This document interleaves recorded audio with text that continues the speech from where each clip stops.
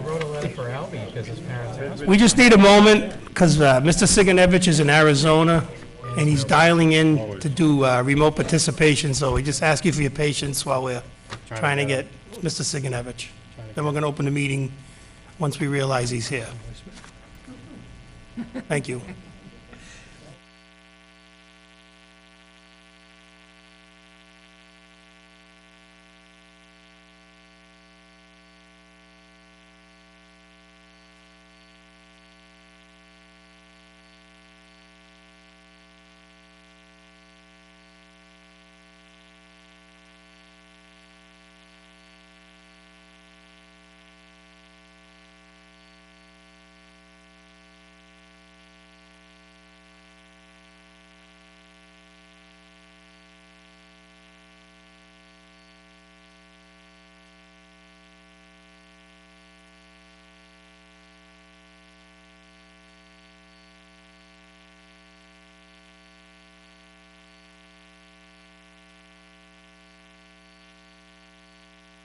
So we're going to just start the meeting, and if he dials in, we may have to stop because we need to take a procedural vote to allow him to participate.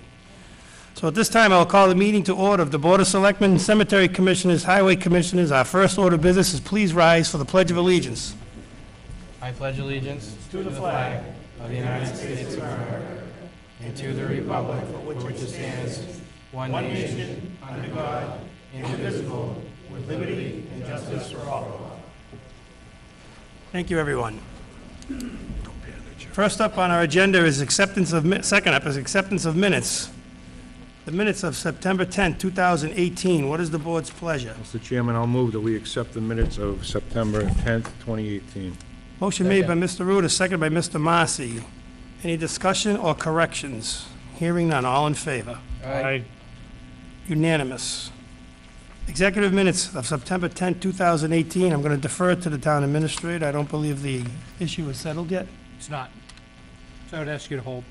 So we're going to hold on accepting executive session minutes of September 10th, 2018. Well, question. Mr. Joseph. Why are we doing it differently, Greg?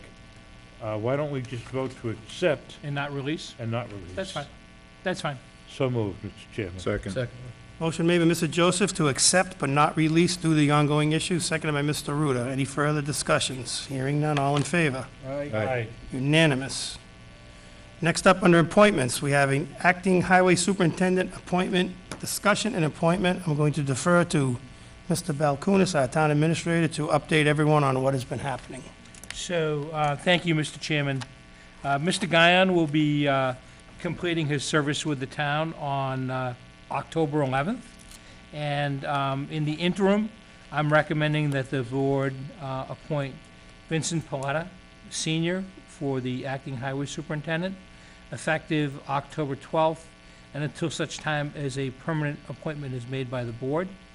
I would also further recommend that Mr. Paletta's FY 2019 salary be set at the sum of $77,000. I should also add that if you act on this and you appoint Vin, it'll create an acting opening in the department for a foreman, and I'd like to come to the board with a recommendation with Vin's advice and with Danny's advice to deal with that at your next meeting. So that's my recommendation. Mr. Chairman, Mr. Ruda. Greg, what was the term of the appointment that you're recommending? Leaving it open-ended, I'm suggesting that it's until such time as a permanent appointment is made. I think the concern is we have a study that's going on, and we don't know how long it's going to take, and we don't know what the recommendations are going to be that come from it. Are we able to back out of that with an open-ended appointment like that? You could, if you want to make it a certain date, you can do that also. I just need us, the study is due in mid-December, and I don't know what recommendations would come for that. I've already spoken with Vin, he's comfortable with it. The question is if you want to make it open-ended or you want to establish a date, I would suggest the date be sometime in early to mid-2019, if you can look at a date. And we talked about that we had like an informal interview, myself, the administrator, and Mr. Paletta. And part of it was we were worried about the continuity. If we didn't appoint Vinnie for whatever reason, we have to bring somebody in from the outside.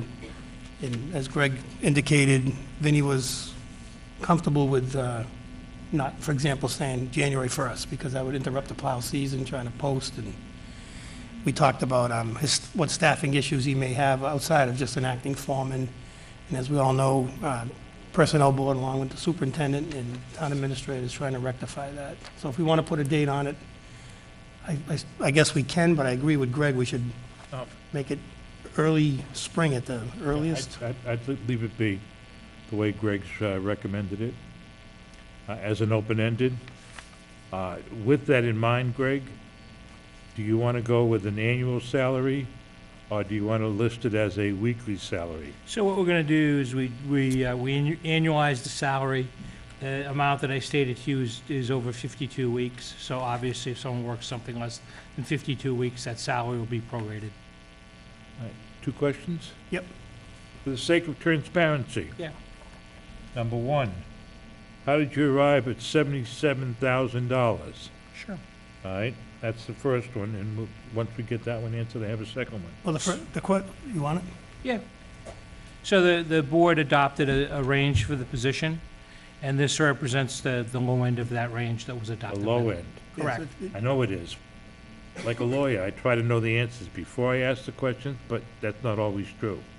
I want people to know this is at the low end of the salary range, okay? And number 2, Vinnie, you have been with the Highway Department for 31 years. Correct. And I read your letter where you want to take the position. So I'm going to ask you in person. Have you changed your mind? One sec, Paul. Vinny, come on up to the table. Danny, you want to come up too? Because you're going to be coming up anyway. Please.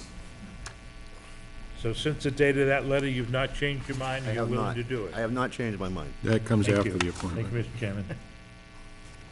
Any other questions for the town administrator in regards to the salary? No. You know, I just want to say real quick, we tried to be fair, we talked some general terms, and as Paul just said, and Danny verified, Vinny verified, he's a 31-year employee, and he's coming in on the entry-level step, accepting the fact that it's interim also. So we felt it was fair. So, Mr. Chairman, I'm going to make a motion that upon the advice of Town Administrator, that we make Vinnie Paletta the acting highway superintendent at an annual salary of $77,000 a year for a period to be determined, pending the appointment of a permanent position or a DPW position. Second. Greg, is that the motion the way you want it worded? That's right. Okay? Greg? Yep, that's right. I know we're in the middle of the motion, but does Vinny want to add anything? Or you want to wait till we make it? Does Danny want to add anything before we go through? You want to wait till we take the vote? Yeah, take the vote and then I'll thank you. Only if it goes through. What if it fails? Mr. Chairman, I'd just like a few words. I think it'll be a smooth transition. Vincent's been the foreman for 19 years. He basically runs the entire road crew. He knows exactly what needs to be done out there. He's going to spend a little time with him in the office to go over some of the administrative part of it, but I think Vincent will do a fine job. Agreed. We'll take the vote, then we can make our comments. We have a motion and a second. Any further questions or comments? Hearing none. All in favor of the appointment, state aye. Aye. Unanimous. Vinny, you can go first. You're the oldest. I want to thank the board for making the appointment. I'll continue advancing my career in the town of Dudley. I did start with the highway department in '87, but I actually started working for the fire department in '77. When you were 6? 6, yeah. Okay. And I advanced through the fire department, and in 25 years of service, I made it up to captain and maintenance officer. And I started in the highway department as a truck driver and advanced myself up through that department also. So, All right, that's enough, Vinnie. all right. Okay. John Massey. Vinny, thanks for stepping in and taking over. We have some big shoes to fill with Danny going on his retirement, and looking forward to keeping things going. So thank you. Mr. I Reed. agree. I think we're leaving everything in good hands. I appreciate you stepping up. Yeah, now, same thing. I want to thank Vinny. I always say about Danny, Danny's been my friend longer than I've been a selectman, Vinnie's been my friend longer than I've known Danny, so I think we're leaving the town in good hands, and whether it's 6 months or a year, or who knows, could be, what'd you say, 2.5 years left, maybe? Could be 2.5 years. We're lucky. We are Thanks, lucky. Vinnie. Thanks, Vince. Next up on the agenda, we have resignation for Council of Aging. Is there a letter? No. No letter? So we have a resignation. I would ask the board to make a motion to accept with regret the resignation of Beatrice Bouvier, Council of Aging. So moved. Mr. Joseph would. Second. Seconded by Mr. Marcy. Any further questions, comments? Hearing none, all in favor, state aye. Aye. Unanimous. Greg, can somebody type up a letter thanking her for her service and coordinate with their director as to how they want it? Usually they come forward with a name. They kind of have somebody in mind usually, and they bring it forward. But let's get a process where we get somebody to replace her. Thank you, Beatrice, for your service. Public comments, citizen comments, informational, anybody wishing to be heard that's not on the agenda tonight. I didn't see who was first, but you're the closest. Yes, you need to come up, identify yourself. Chairman, my name is Bob Finnegan. I'm a Dudley resident and also a 27-year veteran, combination of active duty and Air National Guard, full-time and part-time. Thank you for your service. Thank you. But before I start, I'd like to ask if your permission to ask the veterans to rise and to be counted, to rise and so we can be addressed. Well, I'm going to ask you a question. Is this concerning, we have an item under 10D for Mr. Rogerson, asked of you, so can we wait till we get to that? Okay. And I saw some other hands up. Is that okay if we wait till it actually comes up on the agenda? If that's what they're gonna talk on. Can we jump ahead and do that now? Well, we have other people here that have business, so. Well, that doesn't make him any less important. Thank you. Thank you, sir. Town administrator report. You want to defer it to the end, Greg? Yeah, hold off till the end. We're going to defer to town administrator report. He doesn't mind waiting to the end. Sir? Oh, yes, I'm sorry. Yes, I'm sorry. Sorry, Dick.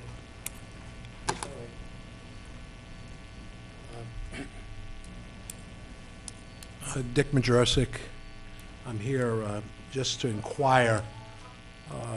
We met with the Board of Selectmen some months ago, quite a few months ago. And as I recall, it was a unanimous vote with the board as far as going ahead to make a veteran section at the cemetery. As I said, several months have passed now, and it seems as though it ended up in limbo. And it was a unanimous vote. I'm going to defer to Greg, sorry, because there was some progress on that front, right? Yeah, and I'm not prepared to speak on that tonight. Okay. We can make it an agenda item at the next meeting? It was a unanimous vote of this board Right. to go ahead with this. We did meet at the cemetery with your representative and measure out areas for this. Yes. So it's on hold. People are calling and asking about that. There's a lot of veterans' families that are calling. So should I give them a response that the selectmen are still debating this, or? No debate. I think it's Greg. approved this, Put it on the- Mr. Chairman. Yeah, well, Greg said he's not ready to come forward with the information tonight. We'll make an agenda item for our next meeting, which is No, 2 I'd weeks. like to be a little more specific, and I didn't know Dick was gonna be here. What is it that you're looking for specifically? People are asking when if this section, as it was approved by the board, when it would be able to be utilized. And I mean, I can't give them that decision. I'm only the messenger. All right, if I may? Good. Are you looking for some physical separation or identification of that area? Well, my understanding was the last meeting that we had up there, several meetings a town manager could not make. So we did meet a week or two back, and we did the measurements. We sat with the gentleman from the town, and he did measurements. Michelle was there, and it was supposed to be brought before you folks, and apparently nothing's happening. It's in limbo once again. Could I ask one more? Good. Approximately how many potential grave sites, bodies, not veterans? It was for a cremation area because you had a high ledge in that area. So Yeah. that's all it could be utilized for, okay? We had a long discussion there. Again, this is almost, we're gonna go through another winter and not have a Okay. decision. Bear with me, Dick. You're talking that all bodies to be placed into this area Right? will be cremated bodies? That is correct. That's all you could put in that area. Okay. Yeah. So if a veteran wants not to be cremated, Right? they can't be put into this area? They can't because of the okay. I logistics just of want a the yes or soil no. there, okay? There's ledge in that area. And my final question, Mr. Chairman, I appreciate it.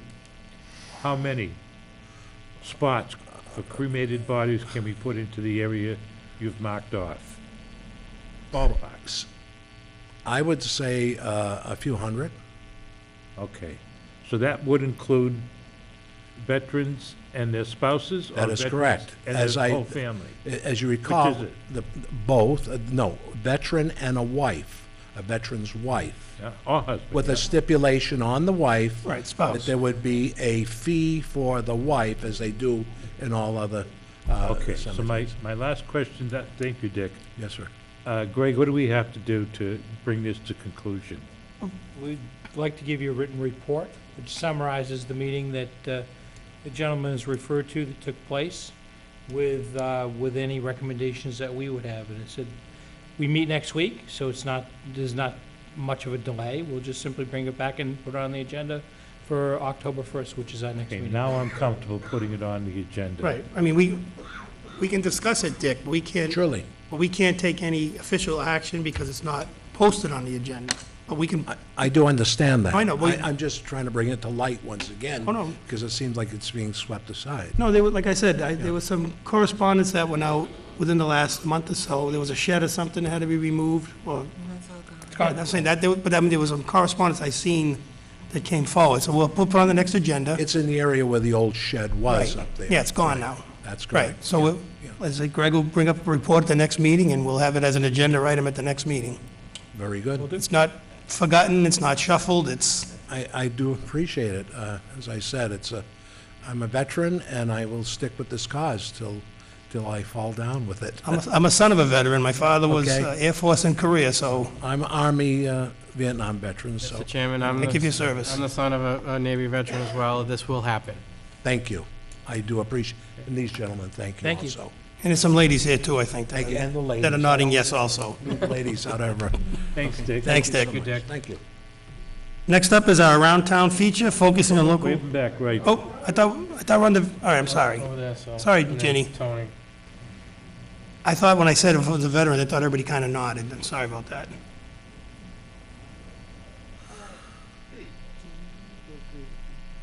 You can take turns, yeah. Are you together?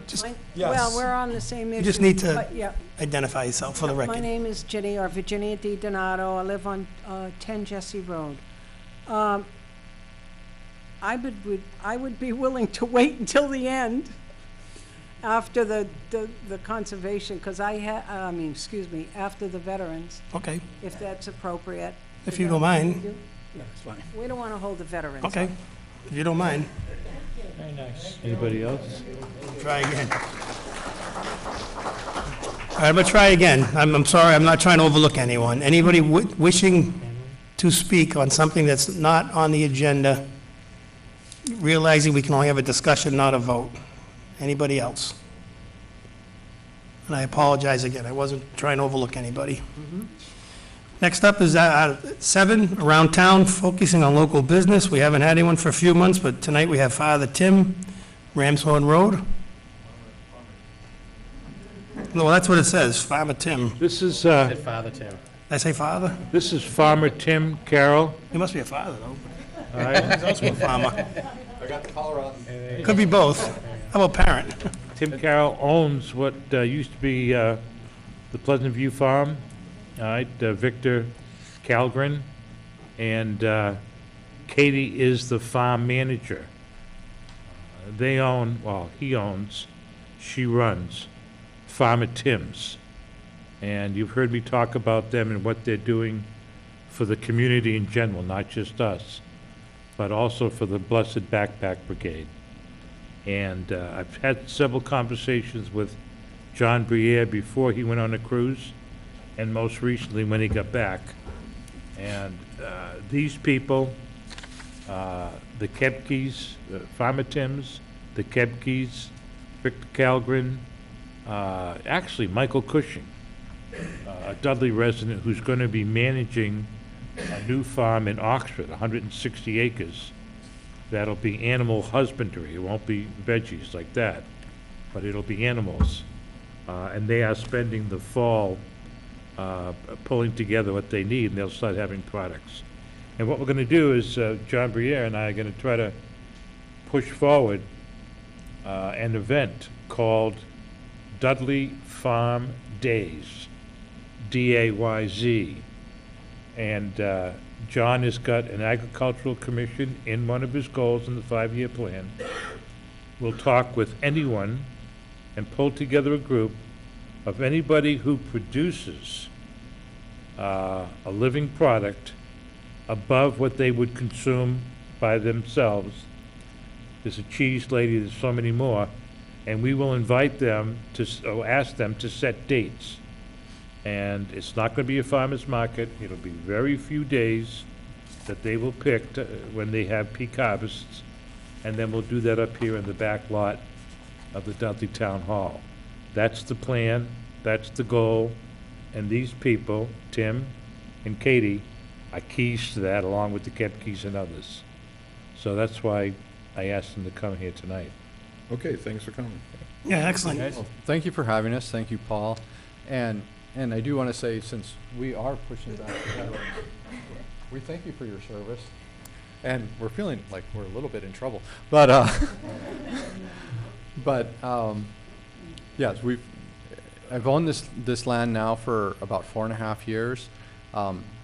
After the guy from Framingham went out of business and the bank took it, I got it from the bank. And I'm thrilled to be a part of Dudley.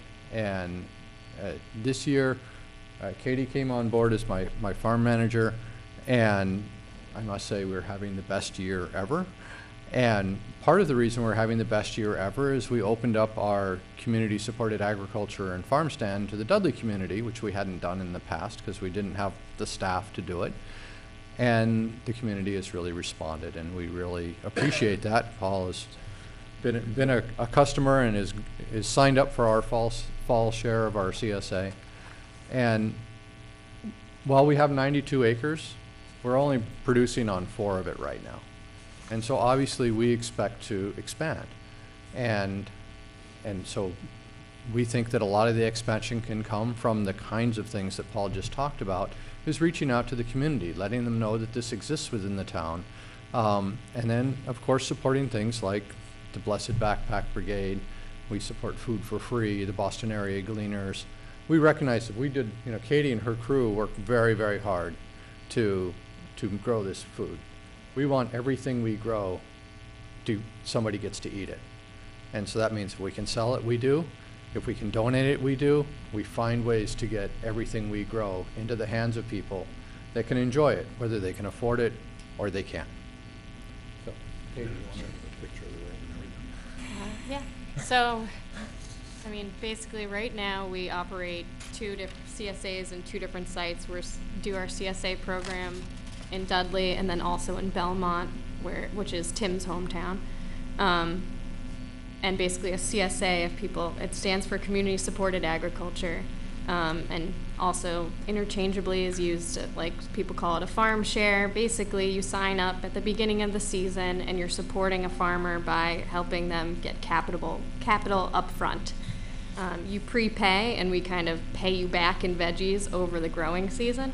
So our traditional CSA is 20 weeks long. We charge $350 for it. That breaks down to approximately like 17 bucks worth of veggies a week, and we usually give you more like $20 worth of veggies a week, or even more during tomato season. We just try to give you tomatoes until you won't take any more. One week we just wrote on the board up to 5 pounds, and most people took, somewhere in between. But so we are doing like a 20-week CSA. We grow food from we start selling in the beginning of June, and we're going to mid-October. And now we're even going beyond that and doing a later season fall share. And we also, at the beginning of the season, we did our first seedling sale. So we grow seedlings for your own garden. A lot of people have their own land in Dudley and grow their own vegetables. So you can buy seedlings from us in May. We do we're probably going to do next year 2 seedling sale weekends, or mid-May. So those are other ways that you can be part of the farm. And even if you don't want to sign up for like the commitment of the CSA, we're open Tuesday evenings at the farm from 2 to 6. It's small hours because we're a small farm right now. We can't staff it all the time. But that's when you can get produce from us. Outstanding. Any questions? What kind of produce are you growing? So basically, we're like a diversified vegetable farm. So we grow pretty much all vegetables that you can think of. We grow watermelons. We don't grow a lot of fruit. Basically, watermelons and cantaloupes are the only thing. We grow, like right now we're harvesting potatoes, sweet potatoes, garlic, popcorn, kale, chard, broccoli, cabbage. Cucumbers. Cucumbers are done for the year. String beans. We're still harvesting tomatoes and peppers and eggplant and husk cherries. I could go on. About 50 different kinds of things. 50. A lot of different Yeah, things. we get- And a lot of fun, or like we do weird varieties. We grow purple peppers because they're fun. We grow like every color potato, red. We grow purple potatoes and blue potatoes and white potatoes. Just because why not? I made the decision to get involved for the fall. Laurie and I immediately signed up for the fall, I think on the last space that you had available. And the reason I did that was, when they donated food to the Backpack Brigade, we used that for 2 purposes. We used it to make salads. And we also set aside the items in boxes and let the homeless, the needy, the seniors come through and take only what they needed, nothing more. And everything was gone after each meal. Phenomenal. But I knew I had to hook up with these people when I saw their cucumbers. You could kill somebody with one of them. They were huge, unbelievable. So we're grateful to have them, and hopefully they'll become part of something really neat and agricultural in the town of Dudley that'll be different from any other town in Massachusetts. And I can't think of a more productive use of the land. I mean, they're farming it, and they're, like you said, your goal is to get every single thing you grow to somebody that needs it, or wants it, or uses it. Pretty noble cause. Pretty awesome. Very impressive. Well, thank you guys very much. We Thanks for having appreciate Thank you the for coming in. opportunity to be here. Looking forward to Tim, thanks growing for coming in more from acres. Belmont. Yeah. Looking forward to the full Sorry. 92. Thanks, Katie. Thank Yeah. you, guys. You. Phenomenal stuff. Yeah. It definitely is. License and permits, we have none. Public hearings, we have none.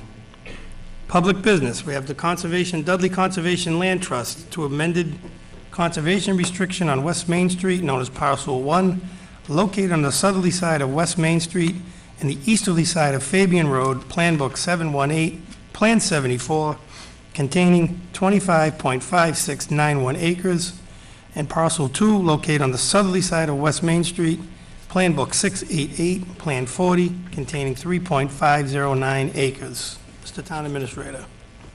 So the previous document was signed off by the board, and we've been understood that there's some changes that needed to be made to it.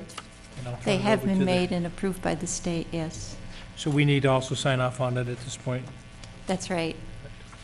But, Can you guys just identify yourselves? yes, I'm Sandy Peterson with the Dudley Conservation Land Trust, and this is Dave Harrigan, who's the Vice President of Dudley Conservation Land Trust. And this is in reference to a donation that was made by Roger and Diana LeBlanc of 25 acres, as you just mentioned, Mr. Chairman. And they did request a conservation restriction be put on the property. And when we came to the board, actually Paul Wheelock and Dave came to the board, I think on July 2nd. At that time, it was the first draft of the conservation restriction. And I have to admit that it was my error in dealing with the state and the number of hoops that we've had to jump through, that we jumped through that hoop a little too soon. Because what the state wanted was to have not just the approval from the Conservation Commission, that they would accept the conservation restriction, but they also wanted it to go through their process, through 3 review processes, and come back to us with the final form. It goes through legal in the state as well. And once that's done, then they would like the Board of Selectmen to sign off on it and the Conservation Commission to sign off on it. Now, we did meet with the Conservation Commission last week, and they are signing off on it. And so we approach you again, and I approach you with apologies for having taken a little bit more of your time than we needed to. But we hope there were several changes. They were minor changes. We did a pretty good job on the first draft. One was they wanted to question whether we would allow fishing on the property, and the owners have indicated that the fish are about this long and it's not worth fishing, and they would prefer that those little fish be just kept where they are. There was another change with regard to dogs not being allowed on the property, and they asked, what about service dogs? The landowners have said, yes, service dogs, as long as they're on a leash, they can go on the property.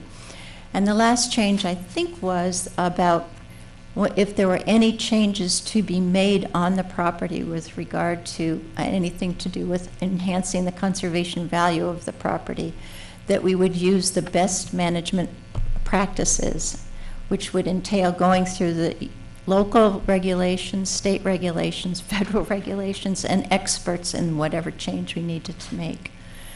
And I think those were the 3 changes, but there were a couple of semantic changes as well. Right. Greg, did Sandy hit the high points? All of them. Thank you. You know, Paul? yeah. I trust the land conservation, the trust. But it's difficult to vote on something that is minute, that is going to be explained to us verbally. So here's what I'm going to ask. We are meeting in 1 week. What I'd like to table this for the singular purpose of having a separate sheet that just says, here's the changes being made. We do that in many other cases, not with the conservation. It's got nothing to do with who they are. It's got to do with the practice of how to make it easier to see all of the changes and vote the changes. I think that's a safe way to go. Sandy, We're going to meet in 1 week, Sandy. that doesn't hold you up, does it, if we wait a week? No, we're just hoping that we could record the deed and the conservation restriction before the end of the year, so we have a little lead time. However, oftentimes, this still, after you folks sign it, it has to go back to the chairperson of the Office of Energy and Environmental Affairs, Mr. Matthew Beaton, and he has to go through it and approve it. So that's the final approval. So, and I hope if he's not too backlogged that it's not going to go up until December. So, I mean, that's fine, and I certainly appreciate what you're saying, Mr. Joseph, about. It's so much easier. Greg, you okay with that? So, it's good. Sandy, can you mock up the changes on a separate sheet, or work with Greg, email back and forth? Sure, yeah, and then I can bring them to Michelle and. Right, just be a formality on the next meeting. That 1 page will summarize all, or maybe a page and a half, whatever. Will summarize all the changes. It's an easy way and a good way to do it generally, not just in this case. So I would ask that we table it. So we'll make that an agenda item for the next meeting also? Okay? Okay, all Thank right. you. Will that work? That works. It works. Yeah. Okay. Thank you very much. Thank you, Sandy. Thank you. Next up, Heather Bowes. She hasn't been here for a while. Permission to use the town beach on Thursday, November 22nd, 2018 for the Turkey Trot 5K. Third one? Fifth one. Whoa. Time flies. Time flies. Good evening. Can you just identify yourself for those that don't know you? Heather Bowes, 18 Mill Street. I'm with the Dudley PTO, and we're just looking to do the turkey trot again. We set up about 7:30. The race starts at 8, and we're usually cleaned up by 9:30, quarter to 10. That explains the crowd. Greg, sorry. Heather obviously contacted the office. You already ran it through highway. I know puts up, police is usually there. Fire provides an ambulance usually. Is there usually ambulance there or no? They've usually had an EMT with a bag. Yeah, EMT with a bag. Yeah. So all three department heads are square?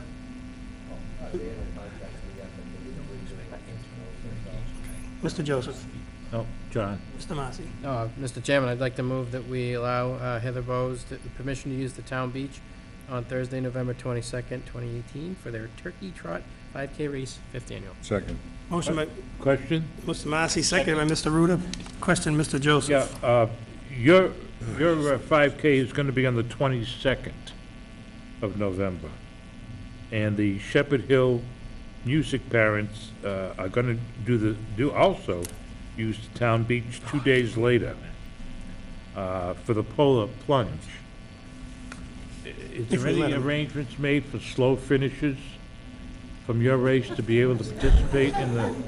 If they want to, by all means, we can work Okay, something out. just check. 2 days later, they're jogging Delaney In and their bathing suit under their running Delaney, clothes. Oakwood, and Catherine? Holy cow. All right, so we have a motion and a second to approve the request on the 22nd. What's the board? All in favor, state aye. Aye. Unanimous. Good luck. Thank you. Thank you, Heather. Next up, Shepherd Hill Music Parents, permission to use the town beach on Saturday, November 24th, from 2018, from 9 to 11 for the first annual polar plunge. Please come up and identify yourselves for those that don't know you. Hello, Good evening. I'm Dave McCouga. I'm the band director at Shepherd Hill and part of the executive board of the Music Parents. And I'm Kristen Doyle. I'm representing the Music Parents Association. Good evening. good evening. We are looking to start a community event for, if people haven't heard of a polar plunge before, it's when a lot of, I don't want to say crazy people, but people who, crazy people, yes, crazy people, run into a beach during cold weather, or while the water is cold. Who knows? It could be 80 degrees on November, but it could be 45-degree water that day, all for a cause. So it'd be to support the music students in Dudley Charlton Regional School District, the high school students. And we figured it would be a nice way to get people from other communities and people within the community to come do something fun. It would include costume contest, the highest donations raised, that person would receive an award. Also, local celebrity plunges based on how much the event earns. So I know I already have somebody from the Central District office who said if the donations hit $500 total, she'll go in. So kind of, hopefully planning on talking to the principals about getting involved, and maybe they'll hop in, or maybe some selectmen, We're going to nominate Mr. Siganevich for that. Oh, yeah. We can vote on that today, right? We can vote on that. Yeah, that's what we're gonna do. His hair won't get Not wet. me, I'd sink. We have, I think we originally put a range for the starting time on the agenda. It says it would start from 9 a.m. and go until 11. I think that was more of like the starting time would begin around then, so it would be registration 10 to 11. The plunge would start at 11:15. And we're looking at if the building there that's probably shut off during there's bathrooms in there, correct? I think Probably closed by then. Closed. probably closed during. Closed. Yeah, it's already winterized. There's no heat. Does it? Okay, so that's probably a no. Or if We wouldn't normally. there was a payment, probably to like open it or pay for the people to open it. We don't need to. We could get creative. Couple of portables. we don't provide portables. If they wish to No, I'm not provide saying portables, us. they're welcome to do so. I mean, you got plenty of time. You guys can coordinate with, have you already talked to public safety about any needs you might need from them? I mean, just a little more coordination we can do. Greg can investigate it if we can get if there's a price, somebody might have to come up with the funds to open it, then reclose it. Right. You just can't take a chance We're on. raising, a normal question ought to be, you're gonna raise money? Yes. That's the goal. Right. Do you have a goal, A, for how many people you reasonably can expect? And two, what's your monetary goal? At this moment, we don't know how many people to expect because we wanted to see if it was something that the town would allow us to use there before we went ahead and jump. We don't want to jump the gun, but even if it was 20, 25 adult, for the first year, adult registered people coming in, not to count students, who might also participate. Gonna have pre-registration? Yes. All right, so you'll be able to have an idea through pre-registration about how many people Right. you'll have. If you're gonna do just register adults only, you can anticipate an additional 1.5 people per adult. Right. So 2.5 people in attendance. And from that, you ought to be able to Take the next steps to see order what you need for portable bodies. And it would be a short period, Right. right? But that's what I would recommend. Too, as I'm listening to Paul and you folks speak, with the permission of the administrator, obviously, if you could maybe even solicit a licensed plumber as a donation that could drain it, start it up and come back and winterize it. Have to be done very quickly after. We can't wait till Yeah.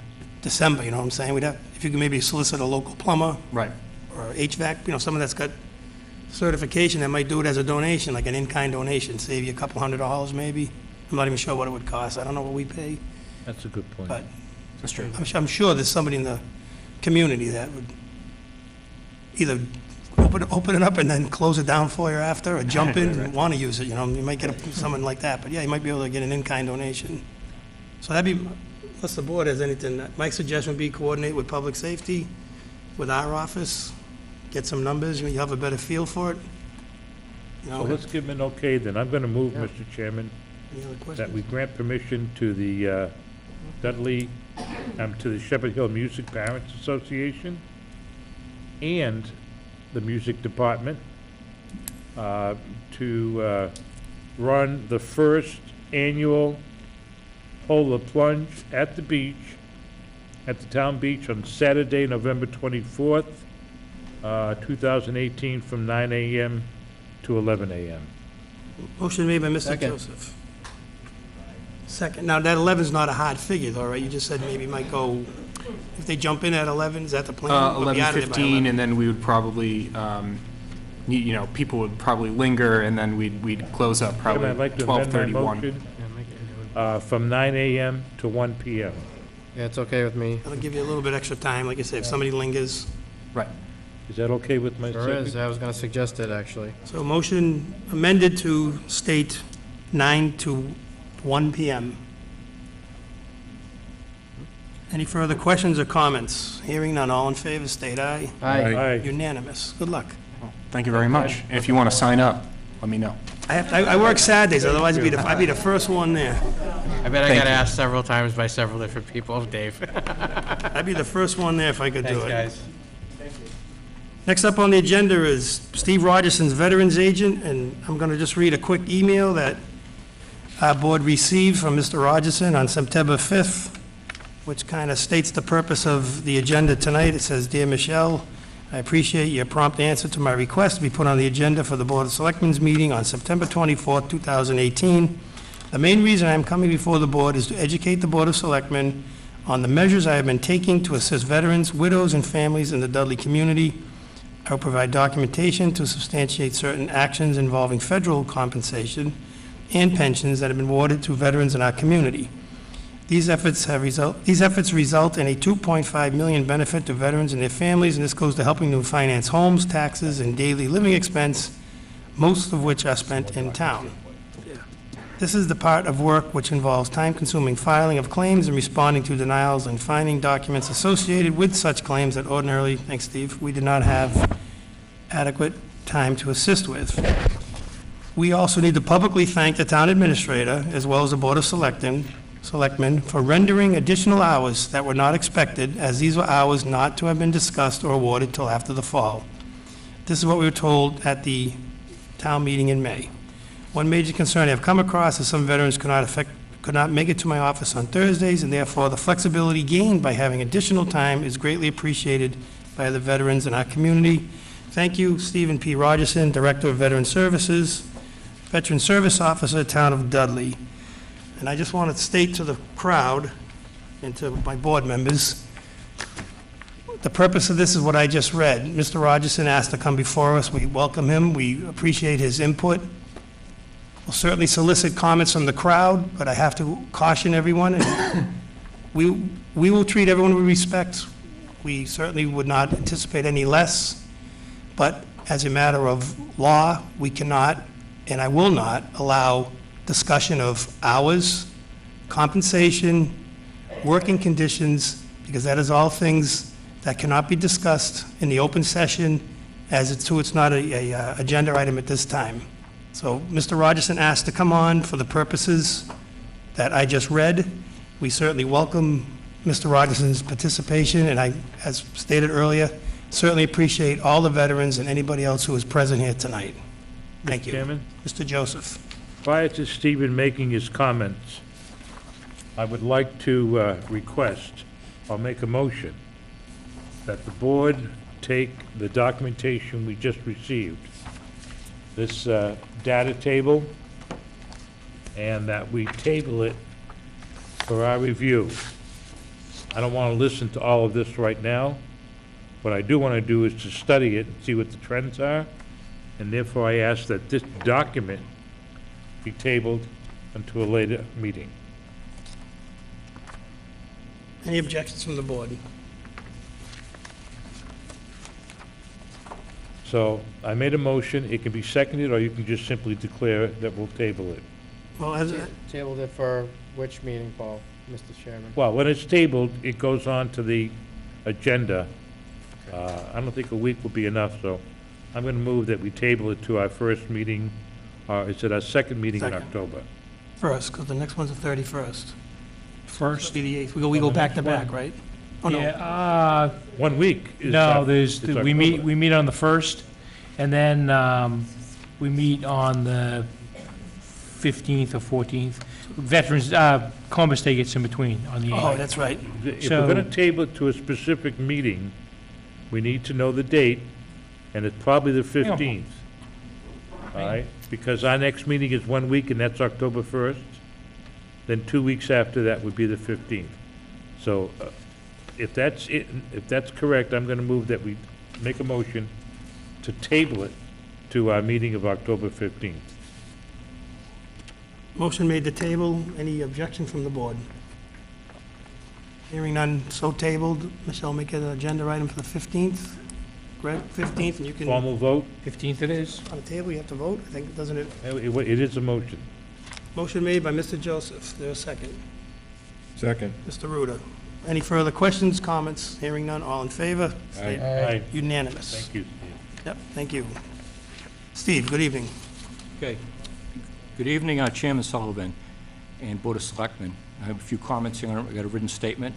Then I'm going to get into that document that you put up to just explain where it comes from and what it entails. Okay. Today marks the second anniversary of my appointment as the Veteran Services Officer for the town of Dudley. Therefore, I am pleased to be addressing the board and all the residents of Dudley and provide a short overview of the activities involving the Veterans Office. I want to do some introductions first. I have with me tonight 2 U.S. Navy corpsmen, Vietnam veterans, and former selectmen for the town of Dudley, whom many of you may know, and Mr. Al Reich. Stand up, please, Al. And Mr. Joseph Sandrowski. I'm sure both you all must have remembered him from some years ago. These were outstanding selectmen for the town of Dudley, and they served this community very well for many years. They're also veterans. In addition, I would like to acquaint you with the commanders of the Webster Dudley Veterans Organization, since some of you may not have had the opportunity to meet. U.S. Army Vietnam veteran John Blissell, commander of the Webster Dudley VFW Post 654. Please motion, John. U.S. Army Cold War veteran Victor Jankowski, commander of the Veterans Council of Webster and Dudley. U.S. Navy Vietnam veteran Bob Miller, he's not present, but I'm still going to announce commander of the Disabled American Veterans Chapter 51, which represents Dudley and Webster. U.S. Army Cold War veteran Ray Babenik, commander of the Polish American Veterans Club for Webster and Dudley. U.S. Army Cold War veteran Stephen Urato, commander of the Webster Dudley American Legion Post 184. Please take a bow there, Ollie. Finally, for the benefit of those who don't know, I also hold the position of elected Veteran Service Officer for the Webster Dudley Veterans Organizations, such as the Veterans of Foreign Wars, the American Legion, and the Disabled American Veterans. In addition, I hold the position of Senior Vice Commander for the Webster Dudley VFW Post 654. I have also, for the past 2 years, been on the board of Veterans, Inc., Facilities and Information to find shelter for homeless veterans and other veterans in extreme need. In your possession, we should let Stephen, please let me point out the correspondence that is provided to the Veterans Office by the Massachusetts Department of Veteran Services, DVS, authorizer, District Director Denise Moore, evaluating the Dudley office after a visit to us in July 2018. It came out very, very positive. She had 70 towns outside of Springfield to Dudley being the far east. In October of 2015, Mr. Rich Haleva met with me to discuss an opportunity to become the VSO in Dudley. As he was looking to the future when he would retire, initially my instinct was to decline, which I did. But after several more discussions with Rich, I agreed to accept. My reluctance in accepting the position was the fact that I knew it would be too difficult and almost impossible to maintain it with only 3 hours a week. That's what it was when I started here 2 years ago. As it turned out, I never worked 3 hours per week, but made myself available to work as many hours as possible as it took to perform the work required to assist veterans in this community. Massachusetts Department of Veteran Services requires all VSOs to attend mandatory training yearly in order to remain certified in Massachusetts. This is a week-long training conference which is funded completely by the Commonwealth. This certification includes matters pertaining to both U.S. Code 38 and Massachusetts General Law, Chapter 115, CMR 108. There are also week-long training sessions in both February and July, which are not funded by the Commonwealth, and therefore it's up to the town to support this additional training. I am always asked to attend, but I've never requested this funding due to financial constraints on the town of Dudley. I was always concerned about the financial bearing of Dudley. I believe that this training would be beneficial, but there's a huge cost to this, because you have to stay in a hotel. One of them is held in July, it's held down the Cape, which I would have to stay in a hotel, and the other one is held in Worcester County in Leominster. Since we're on topic of training, I make myself available to attend Veteran Service Officer courses of instruction to keep current on ongoing rapid changes within the Veterans Administration, dealing with U.S. Code 38, which is the federal side of it. These courses are provided to me by the Disabled American Veterans Organization and the Veterans of Foreign Wars, who financially support this continuing training with no cost to the town of Dudley. This is done locally, but at various chapters and posts. These are the chapters and posts I just introduced. As I hold the VSO position in all the veterans organizations in the Webster Dudley area, in fact, the weekend of the 14th of September, the VFW held a training conference that I attended with the Webster Dudley VFW commander. This was completely financed by Post 654 with no cost to the town.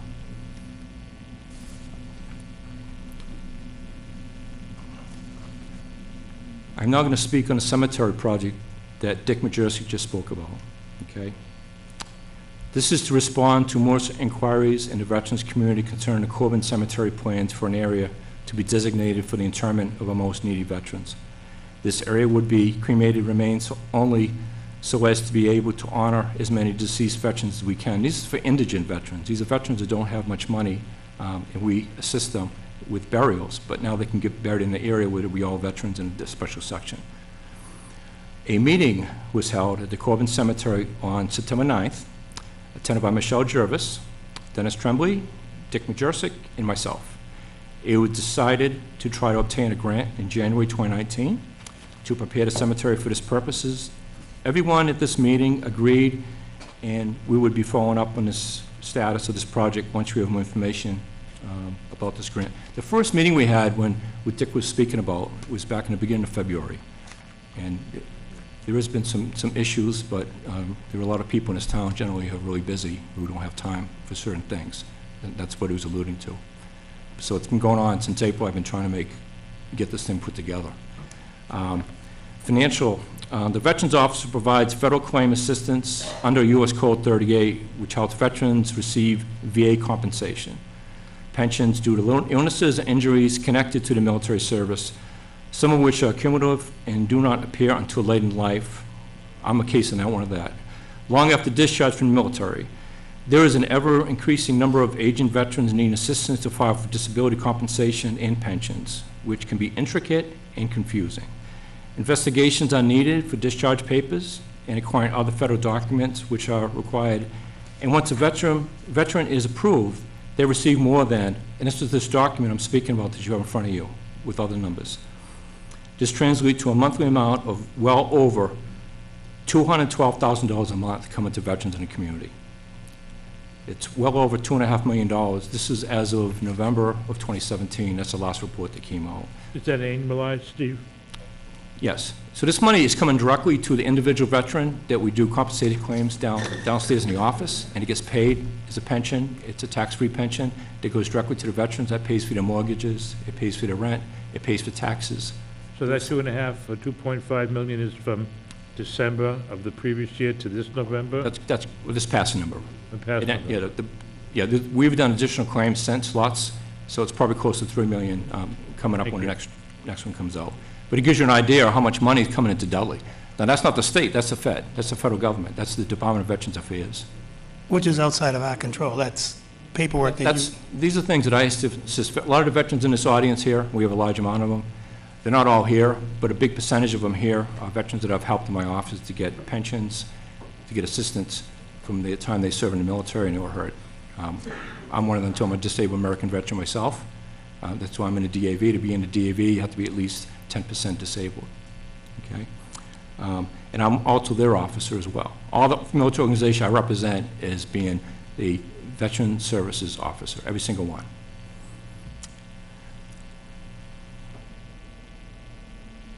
So this is awarded to Dudley veterans and former disability pensions, which are tax-free. Like I said, these monies are from living expenses such as mortgages, taxes, etc. These monetary contributions do not even include the amount of monies which are reimbursed to the town from the Commonwealth under Mass General Law, Chapter 115, which is at 75%. Some things it's up to 100%, such as burials.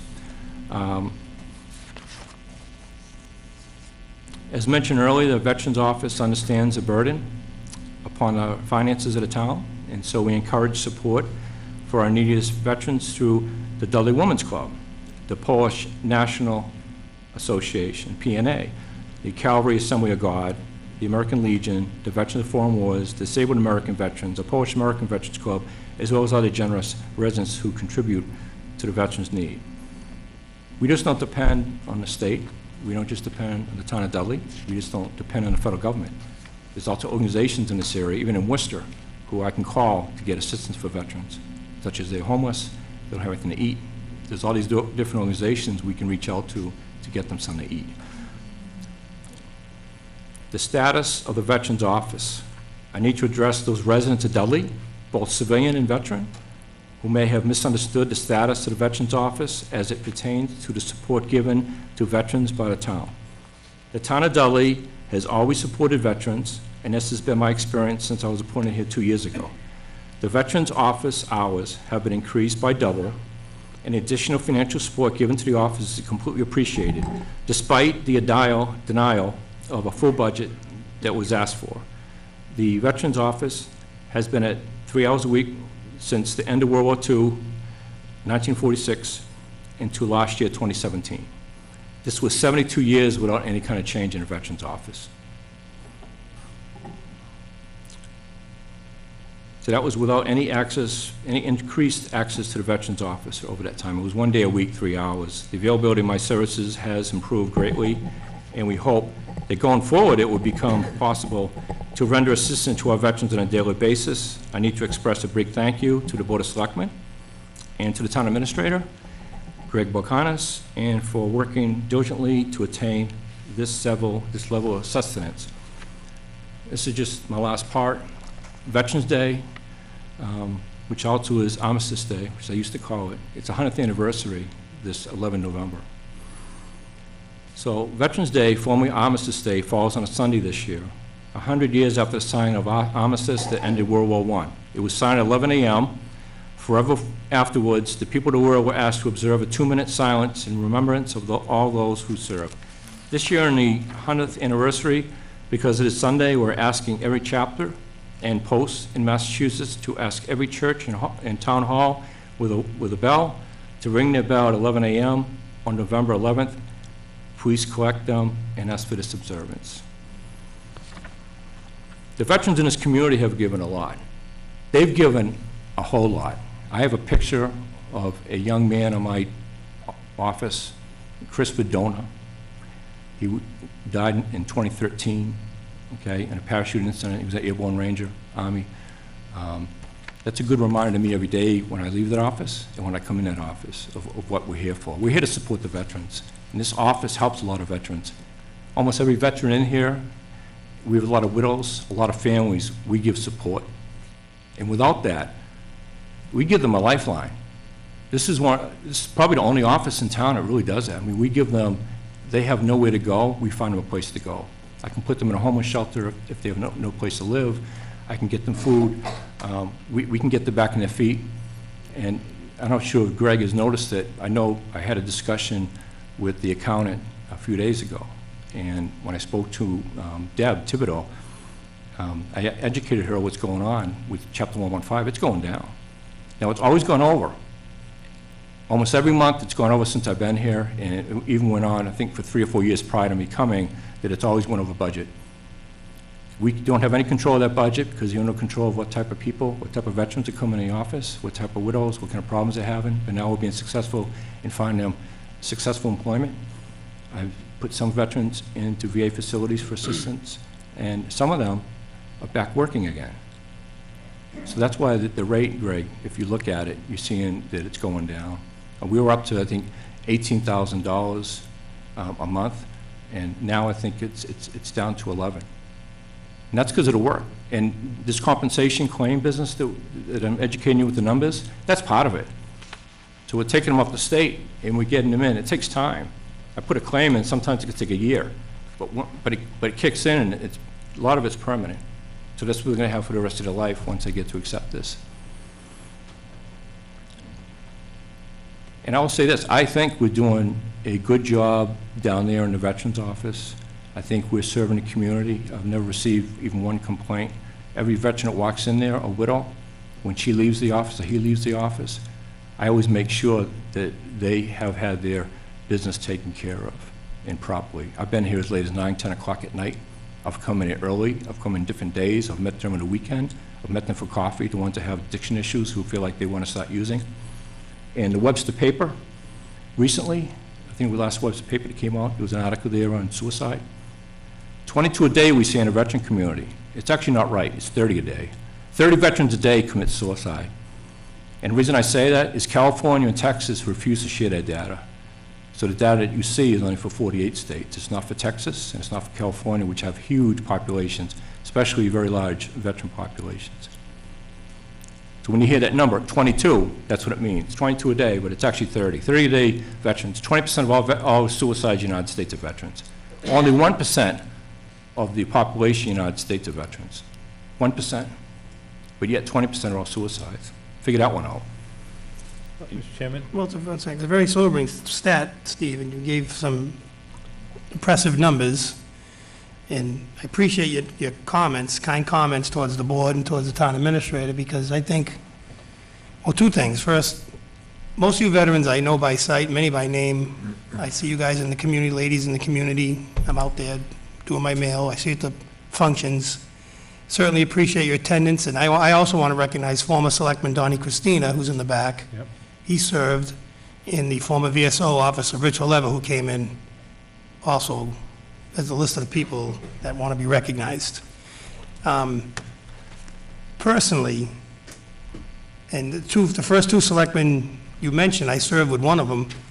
One of my first votes on the Board of Selectmen was to move Bobby Rock from the third floor to the first floor to the artifact room. That's what it was supposed to be. They were going to put artifacts, and I think I was only on the board less than a month, and the vote came before the board, and it was a five-man board, and I could see the way the vote was going, and it went 3-2, and maybe people are going to say it was a big deal, symbolic vote, but I was the deciding vote to put the veteran downstairs in an office that I felt was much more appropriate for the level of care that veterans needed, the ones that wouldn't be able to get in the elevator, that wouldn't be able to get up the stairs. And like I said, it's a small symbolic vote. I'm not looking for a pat in the back. I didn't run for this office to make friends or enemies. I try to do what's right every time. But that's, Mr. Reich can back me up on that one. That was I believe he was the chairman. That was like one of the first votes. Thank you, Al. There's something I feel to do. Sitting to my left here is Miss Pam Young. Her husband's here in the audience as well. He's an Army veteran. She does a lot of work. She's the one I was here in February looking for an increase. Was at $12 an hour. She is now $12.36. So somehow you found a 36-cent increase for her in the last few months. So she's been here for 3.5 years. She started with Oleva, and she stayed with me, and we're very, very lucky to have her. Certainly much appreciated. Okay. Not many people get into town government or these town offices. We go through it every year with the budget, not just yours. I don't think anybody gets in it to, and there's no reflection on anybody. Nobody gets in it to get rich. You know, we post some of these jobs, and I'm getting off the path a little bit. We'll have 40 applicants for a job that pays $14 an hour. That's a reflection on the economy at the time. People want steady paycheck, benefits, vacation time, roof over their head. So we know, generally speaking, these jobs are not where you go to hit the golden ticket. We certainly understand it, and we certainly appreciate not just you two folks, not just anybody that works for town government, but everybody that does something in this town. Mr. Joseph, you had a comment? Yeah, I think, Steve, you accomplished in a controlled, precise, informative manner what you came to do here tonight, which was to educate the board with a few strayings here and there. But you did what you set out to do. And I think that this data is going to be important to us to review in order to place what we currently do, what you currently do, for all of you, into perspective, number one. And number two, it'll show us any trends, Stephen, that we need to be alarmed or concerned about. We can have a further discussion about that. I appreciate all the veterans that are here. It's good to see a lot of former selectmen and our former agent, Rich Oleva, here. I will tell you this, that when I got involved as a selectman 15 years ago, we didn't have a pot to do much in. We were, I think, the 8th lowest tax rate in the state of 351 cities and towns. We have managed, under careful decisions by selectmen, and by having ourselves a phenomenal, that's with a PH, a phenomenal town administrator in Greg Valuconis. We've been able to do a lot more and we're still low. So I want to tell you that, go back to the very beginning. We're committed, this board is committed. This board voted, as Stephen noted, with the concurrence of the chair and the town administrator, to up funding beyond what you had been promised. We did that, and you've acknowledged that. And we did that for a reason. You folks. Yep. I want to say one. We did it. I'd like to say one thing, Paul. I got Rich Levis sitting next to me. When I took over the position, it was 3 hours a week. And I pointed out before in other discussions we've had, when Rich had full-time in Webster, okay, and he had only 3 hours in Dudley, and that's how he was able to manage this. And if Rich wants to speak about that, he can add to it. Well, good evening there, Honorable Board of Selectmen and our Town Administrator. Michelle, nice to see you again. Good to see you, Rich. Always good, Well, Rich. but Michelle can tell you, actually, because I did a little bit more than 3 hours. I did some Monday mornings over here, and some days I was here, Tuesday and Wednesday also. But when I was appointed the Veterans Agent for Webster, I also posted a letter upstairs stating that any Dudley veteran did not have to wait till Thursday evening or Monday morning to come and see me. All he had to do was pick up the phone, call me at the Webster office, and I would serve them. And I did that. We did that. We served them. And we helped a lot of folks from Dudley. I think they can attest to that. Whoever came to my office from Dudley, we always helped them out. In fact, I've even helped out people from Connecticut that came in. And so you got to just remember one thing, like he said, there's two disciplines here. One's the state, and it's complicated. The intricacies, they change. The processes change on a daily basis almost. The second thing is the same thing with the Department of Veterans Affairs. You really have to digest and read that book and understand the forms, because the forms are ever changing. You can't use a form that was dated back in even 2016. So he has to keep up with that information at all times. He has to be certified, and I don't mean just attending a seminar. You have to take an exam. And it's, you know, the exam I took, and I think I told you this, I felt like I was in high school again, because the instructor walks around and he's got his arms like this, and he's saying, you know, they'll just watch you every move. So, yeah, it's an open book test, but don't let that fool you. Because the open book test, you have to know and understand what that, you have to comprehend what you're reading there. And sometimes the questions are so close together, that two questions, or multiple choice could be two that look so right. You really have to really pay attention and focus. Focus, focus, focus. That's what I always said. So it's a complicated thing to serve veterans. It's very complicated. It takes time. It takes a lot of energy. And I know that Stephen does a good job, because he even gives out his cell phone. So people are calling him on a Saturday and Sunday. And we all know that. I think you folks know that. So. I may get one or two on a weekend, too. Yeah, yeah, I've had guys come to my home, so I it have, too. happens. But that's the serious of the you know, that's the seriousness of this. How important it is that we have to you know, assist these veterans at all times. I want to be sure, Rich, Steve, Mr. Chairman, that the veterans who are here understand the level of commitment of this Board of Selectmen. And I want you to understand that we will continue to support the board, the office, we'll continue to support it as funds and time and staffing allows us to. That's why we did what we did. That's why Greg recommended.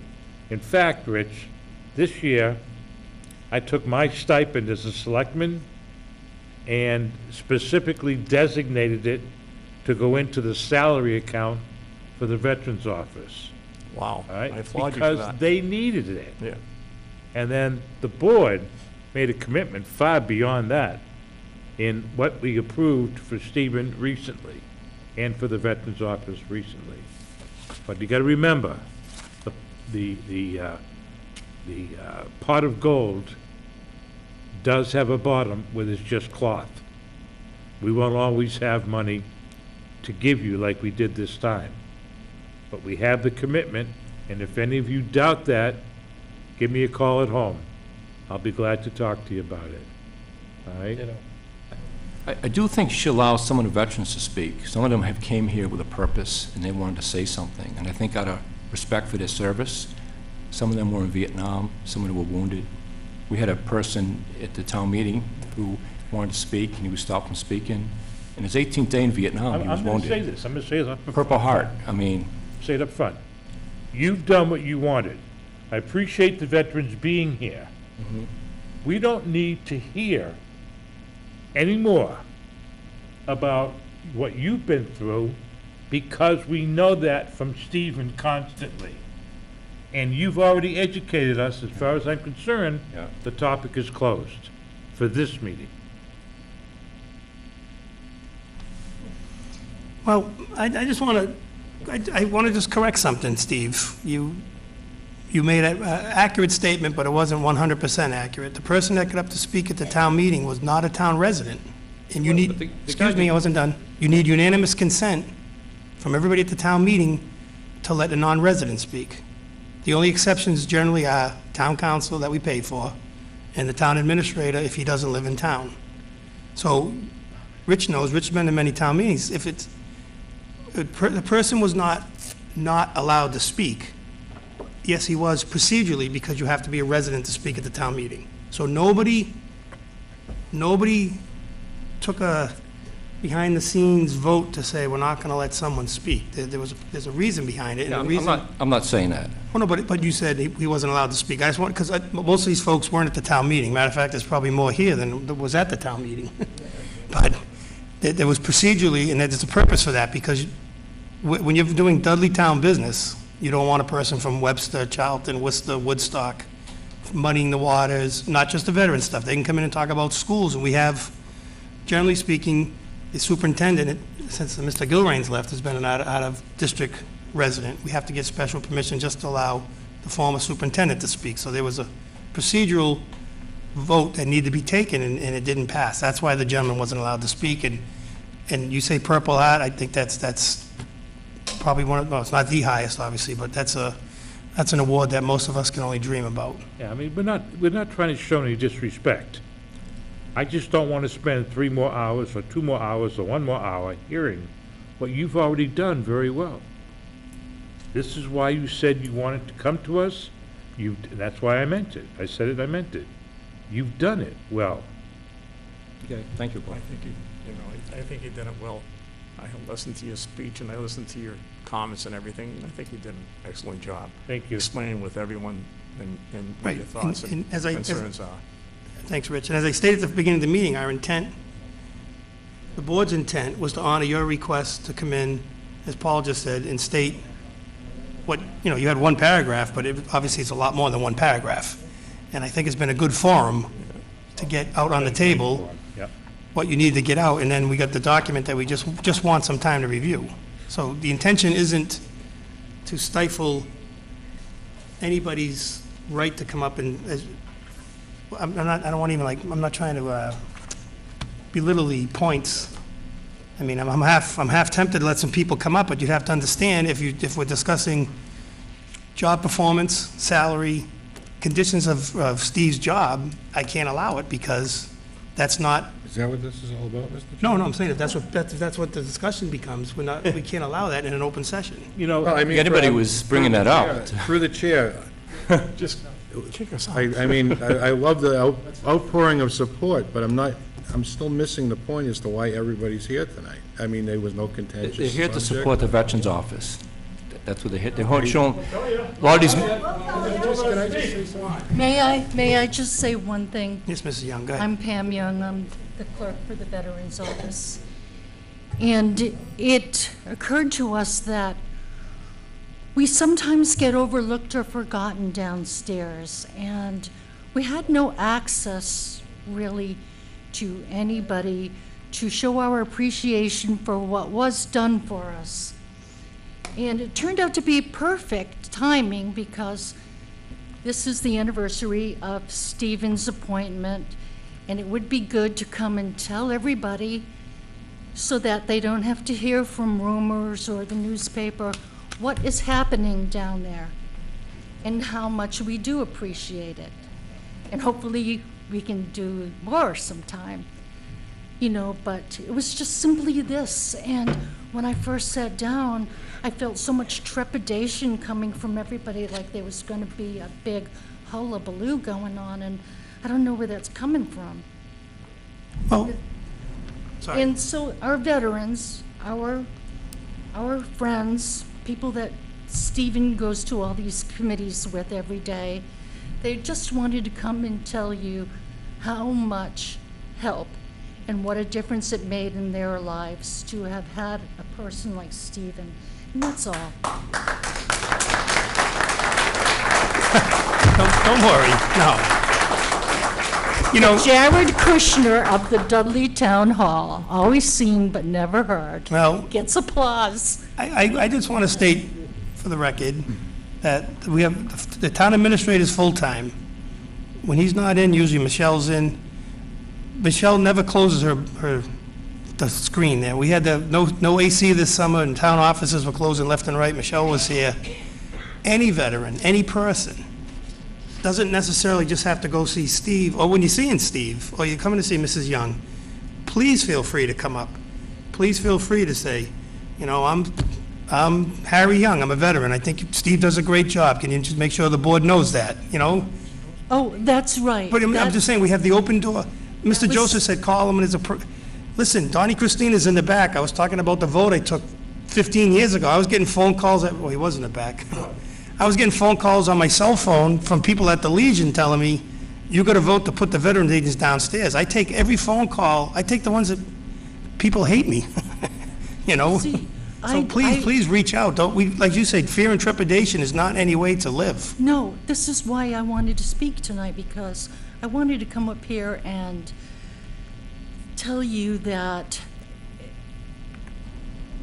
what I do for the veterans, I do because I'm going to former past history, my dad, my uncles. I have a feeling for them. And when I come into work and I come into this town hall, I would love it to be open door and just always respectful of everybody every day. That's our goal too. We don't want anyone, whether it's the veterans, I know I speak for the board, and Greg, and Michelle, we don't want anyone to ever come into the town hall for whatever the purpose, keep the veteran out of it. Even if you come to pay your taxes, probably the most painful thing you can do. We don't want anyone to come into the town hall and not feel welcome to do their business and be accepted. I know you're not saying that. I'm just saying it's not the way I operate. My children are Dudley kids, they're Shepherd Hill kids, and someday I'm gonna be long gone, and I want them to be able to come in and say, you know what, my father wasn't always right, but, they tried to do the best they can. And Yes, that's I know. all we Right, do. but he was seldom wrong. Well, But I don't it's know a about that, tremendous- but- That's going It on is a your tremendous stone. feeling to be treated with respect. The first and only time I ever came before the board was a few years back when Mr. DiDonato was here, and he gave me so much respect in my problem that it was a wonderful thing. And I For think those of that you all can do For those that. of you that don't know, and some of you do know, I live at 42 Airport Road. I'm retired, but I'm also not going anywhere, except for doctor's appointments. And I'm serious when I say, you want to talk? I will be glad to listen to you. If you want to talk about what we can do as time moves on, Harry will tell you, I'll be glad to do that. All right? What I'm saying is, I'm hoping none of you were told that you could tell your story here tonight, because that's not the purpose of this. It's not, I swear to God, it's not out of disrespect. But I'm not going to grovel and tell you that you can talk strictly out of respect. It's not, there'll be a time and place to do it. He's done what he said he wanted to do. As far as I'm concerned, it's done. But there will be a time and place at town meetings and other meetings But you're gonna need to speak up, because there will be non-believers in the audience. If you try to tell us what you've been through and what he does for you, I don't wanna hear it right now, because I hear it from him all the time. And besides that, you'd be preaching to the choir. Please understand that.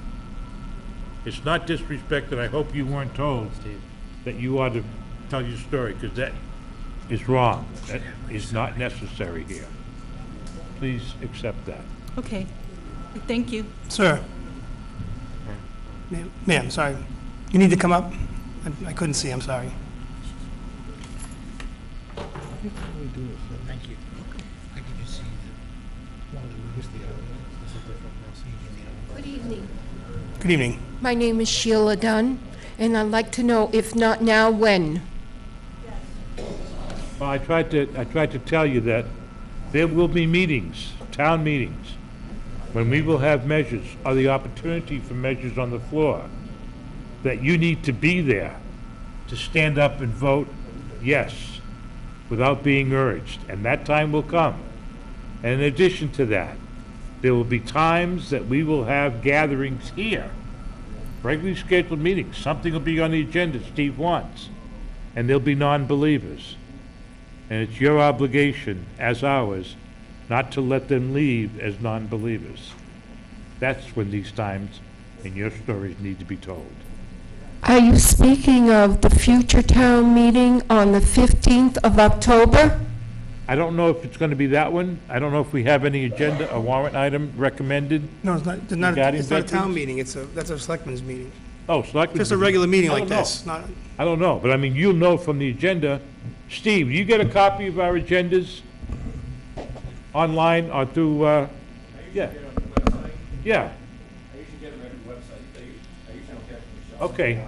she can add you. So Steve will always know if there's a veterans-related item on any town meeting or selectmen's meeting.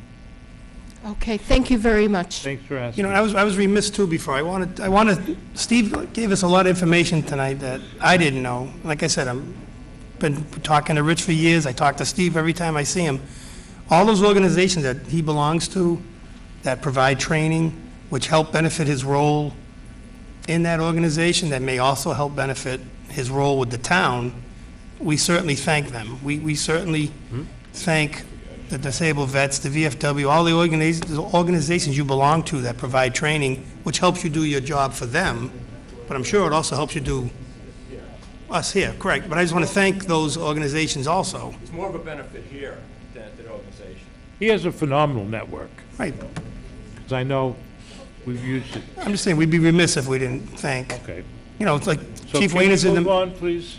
Chief Wayne is in the Mass State, Chief of Police Association. I'm sure the training he gets there helps him do his job here, and he thanks us, and Chief Kochanowski belongs to emergency management things. I'm sure the training there helps them do their job. It's got to work. It's got to work.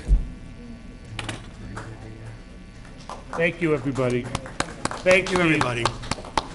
We appreciate it.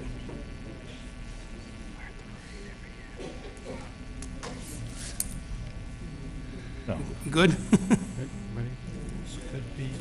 As Mr. Joseph said, there'll be other forums, and it'll be on the agenda, and it'll be noted. But thank you. You still gonna? Can you just come up, please? Hey, you're walking good. I know.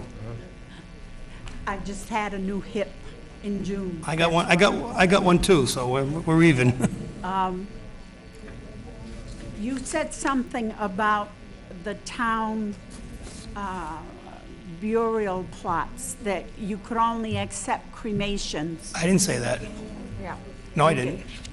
You did, only cremations. Dick Majersic. Dick Majersic said that. Yeah, Okay. that's what he's got lined up in this area. And you made a comment about husbands and spouse, or husbands and wives.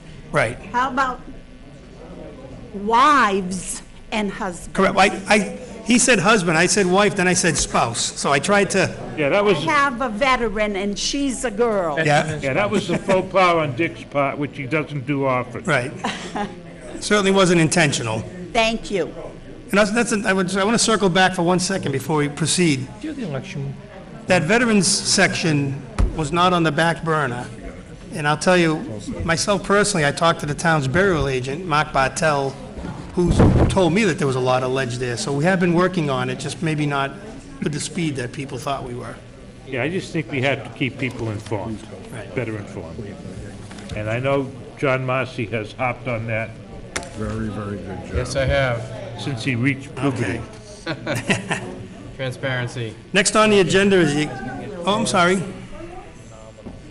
Sure. I'm not convinced.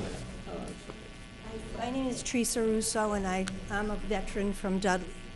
Thank you for serving. And I think in this forum, sir, if there's a veteran in this room that wants to tell you a story, you should listen. Thank you. Thank you. What you have him for? He came up. Anybody else? How about that guy? Sir, you want to come back up from before, or? My name is Bob Finnegan. I live at 46 Noble Street in Dudley. I just want to thank the board for allowing us to have in Dudley Veterans Office. I'm here to thank you, not to challenge you or anything. Again, I'm a 27-year veteran, and I have an incident that I had to work and figure out with the VA. I've worked with the VA before in the past. It's a very complex organization. Yeah. We have veterans from all levels, right? Some of them haven't written a letter for years. Some of them don't have access to a portal. I mean, I'm an IT guy. I mean, I even struggle with their portal sometimes. But with Steve is the link for us veterans to the Veterans Administration, to the DAV. He's the link. He's the reason why other veterans don't have to go to their senators. Because when they have to go to their senators because the system falls apart. Because they look at the complexities. They don't look at the lower level where you have a liaison between the veterans organization and the town. You guys have the best asset here you could ever imagine. We're so lucky we're lucky to have a VA officer. There's not a lot of towns that have it. We are blessed. We are, and we have a gentleman who wants to help, where there's others who don't want to even volunteer. But what I want to say is, I want to say thank you. Thank you very much, because he's helped me tremendously. I mean, my first time, it always ends up, most of the time, and my veteran friends, I'm still affiliated with the active duty guys. I've only been retired for 5 or 6 years. But in 27 years of it, I made a lot of friends.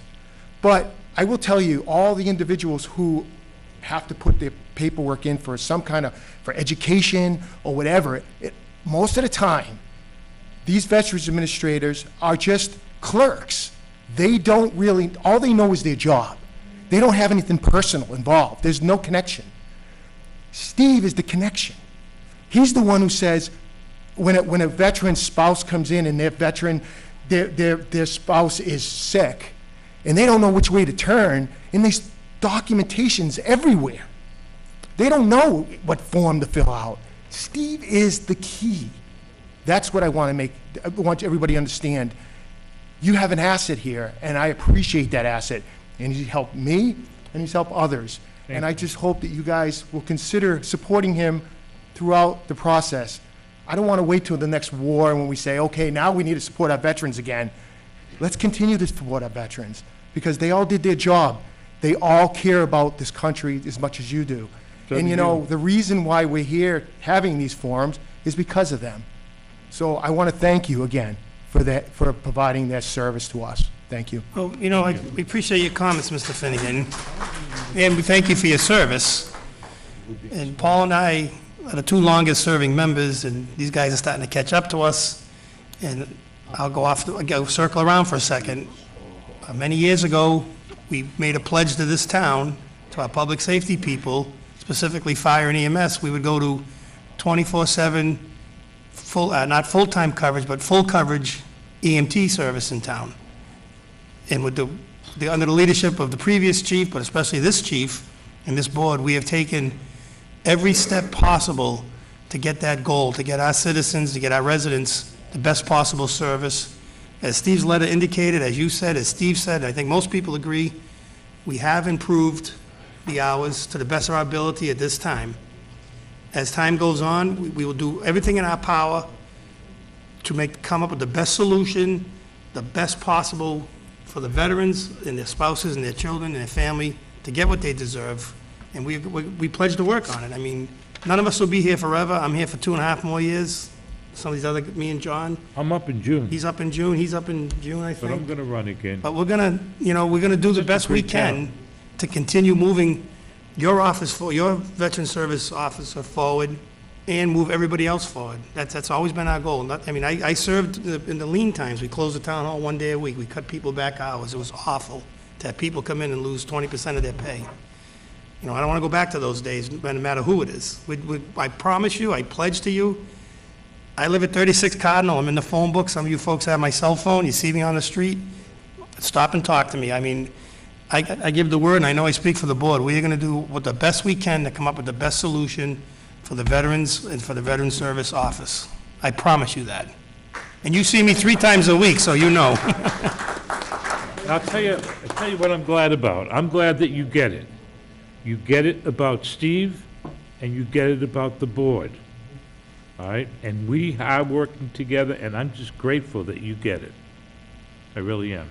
I hope the other veterans get it too. And again, most have left. We appreciate the service, whether it's 27 years, my dad did 4. We appreciate every day that somebody served for this country. No, thank you. Thank you for coming in, folks. Thanks, guys. We appreciate it. Is the next item, the warrant, is that just informational? No, we have to No, sign you it. have to vote to Do approve. we have to vote it? You do. It's the election warrant, and you have to sign it, vote it and sign it. Motion made to accept the warrant and sign for the municipal election, the Second. state election, sorry. Motion made and seconded. Any discussion, corrections? Hearing none, all in favor? Aye. Unanimous, we will sign the copy. Multiple copies to be signed. Multiple copies to be signed. Still gotta- Yes, yeah. At this time, I'm going to ask Mrs. DiDonato, God bless Tony, them come for up their too, please. patience. Greg, you still got a report to do? I do. He'll be quick. He'll be brief. Any of the town, any of the department heads got reports? Just curious. Okay, thank you. Yep. Good evening again. Good evening. Thank you for your consideration earlier. No problem. Thank you for allowing us to come and speak with you. And I'm Jenny DiDonato at 10 Jesse Road. I'm Michael Du Bois, 2 Jesse Road. And I'd just like to say, I'd like to thank the veterans, because hopefully they'll have that same support when my son comes home from South Korea. Well, we appreciate his service. Hallelujah. Yep. Okay, I want to thank Michelle for encouraging me to come here tonight. We are here to talk about the project that's being, it's being worked through now, opposite, on Jesse Road. It's 17 units that are being built in a cul-de-sac, 15 in the, no, 15 14, and 3 outside actually on the thing. on Jesse Road. The reason we're here pretty much is to see, is there anyone that does an overview? We've been to meetings with the Water and Sewer Commission, we've been to meetings with the Conservation Commission, we've been to the Planning Board, and we'll go back again. Excuse me.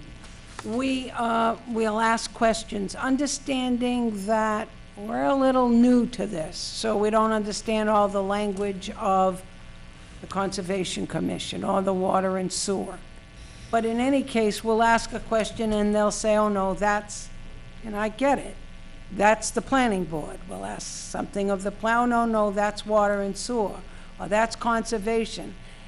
And it's like we're just beating our heads against the wall. Each board has its own jurisdiction. We understand that. But is there a board that overviews anything? Is there a follow-up to any of this? Here's an example. This question was asked many times. Who's going to follow up to the fact that these houses that are going to be built are going to, each of them have a pump to pump the sewer up Jesse Road, down Alton Drive, down West Main Street, each house is gonna have a pump. What happens when that pump breaks? Well, somebody said we hope they have an auxiliary. I'm sorry, what was the answer? The answer was, we hope that each house has their own auxiliary. My point is, isn't the fire department, the water, somebody's gonna have to respond when there's a power outage, and they can't do that pumping. Well, I'm not. But this is not your area. I'm not gonna, I would think, generally speaking, when the subdivision final approval would fall under the jurisdiction of the planning board. Okay. Each department that's affected through the permitting process, like you said, you went to water and sewer, and I see the acting superintendent and a couple of members here. Okay. They have the chance to put their concerns and their approval in on what falls under their jurisdiction, whether it's town water, town sewer. Right. Whether they can allow it even, whether they can't allow it, that falls under them. We've had some discussions about this subdivision publicly, like the planning board, for example, controls the actual construction of the subdivision, what they allow through their engineer, through the town's consulting engineer, who takes comments from town departments. For example, they granted some waivers in that project, if I recall correctly. They certainly do. Road width, probably sidewalks, probably no street lights, width of cul-de-sac.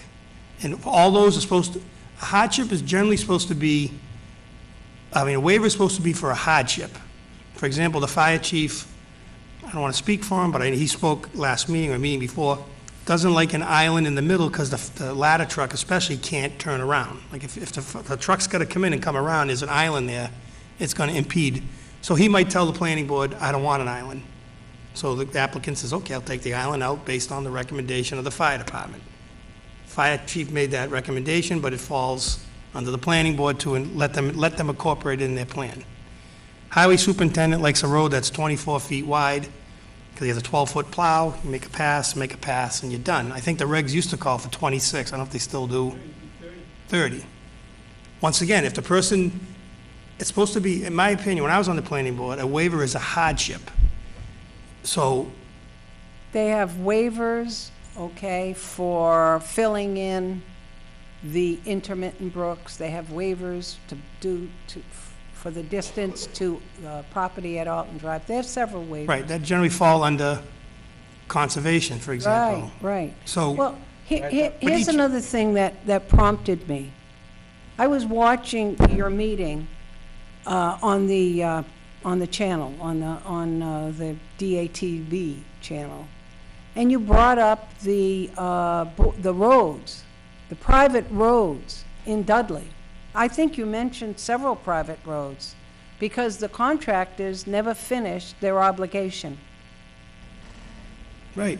So that's a question. Who follows up? In this plan, they could come in and chop down all the trees.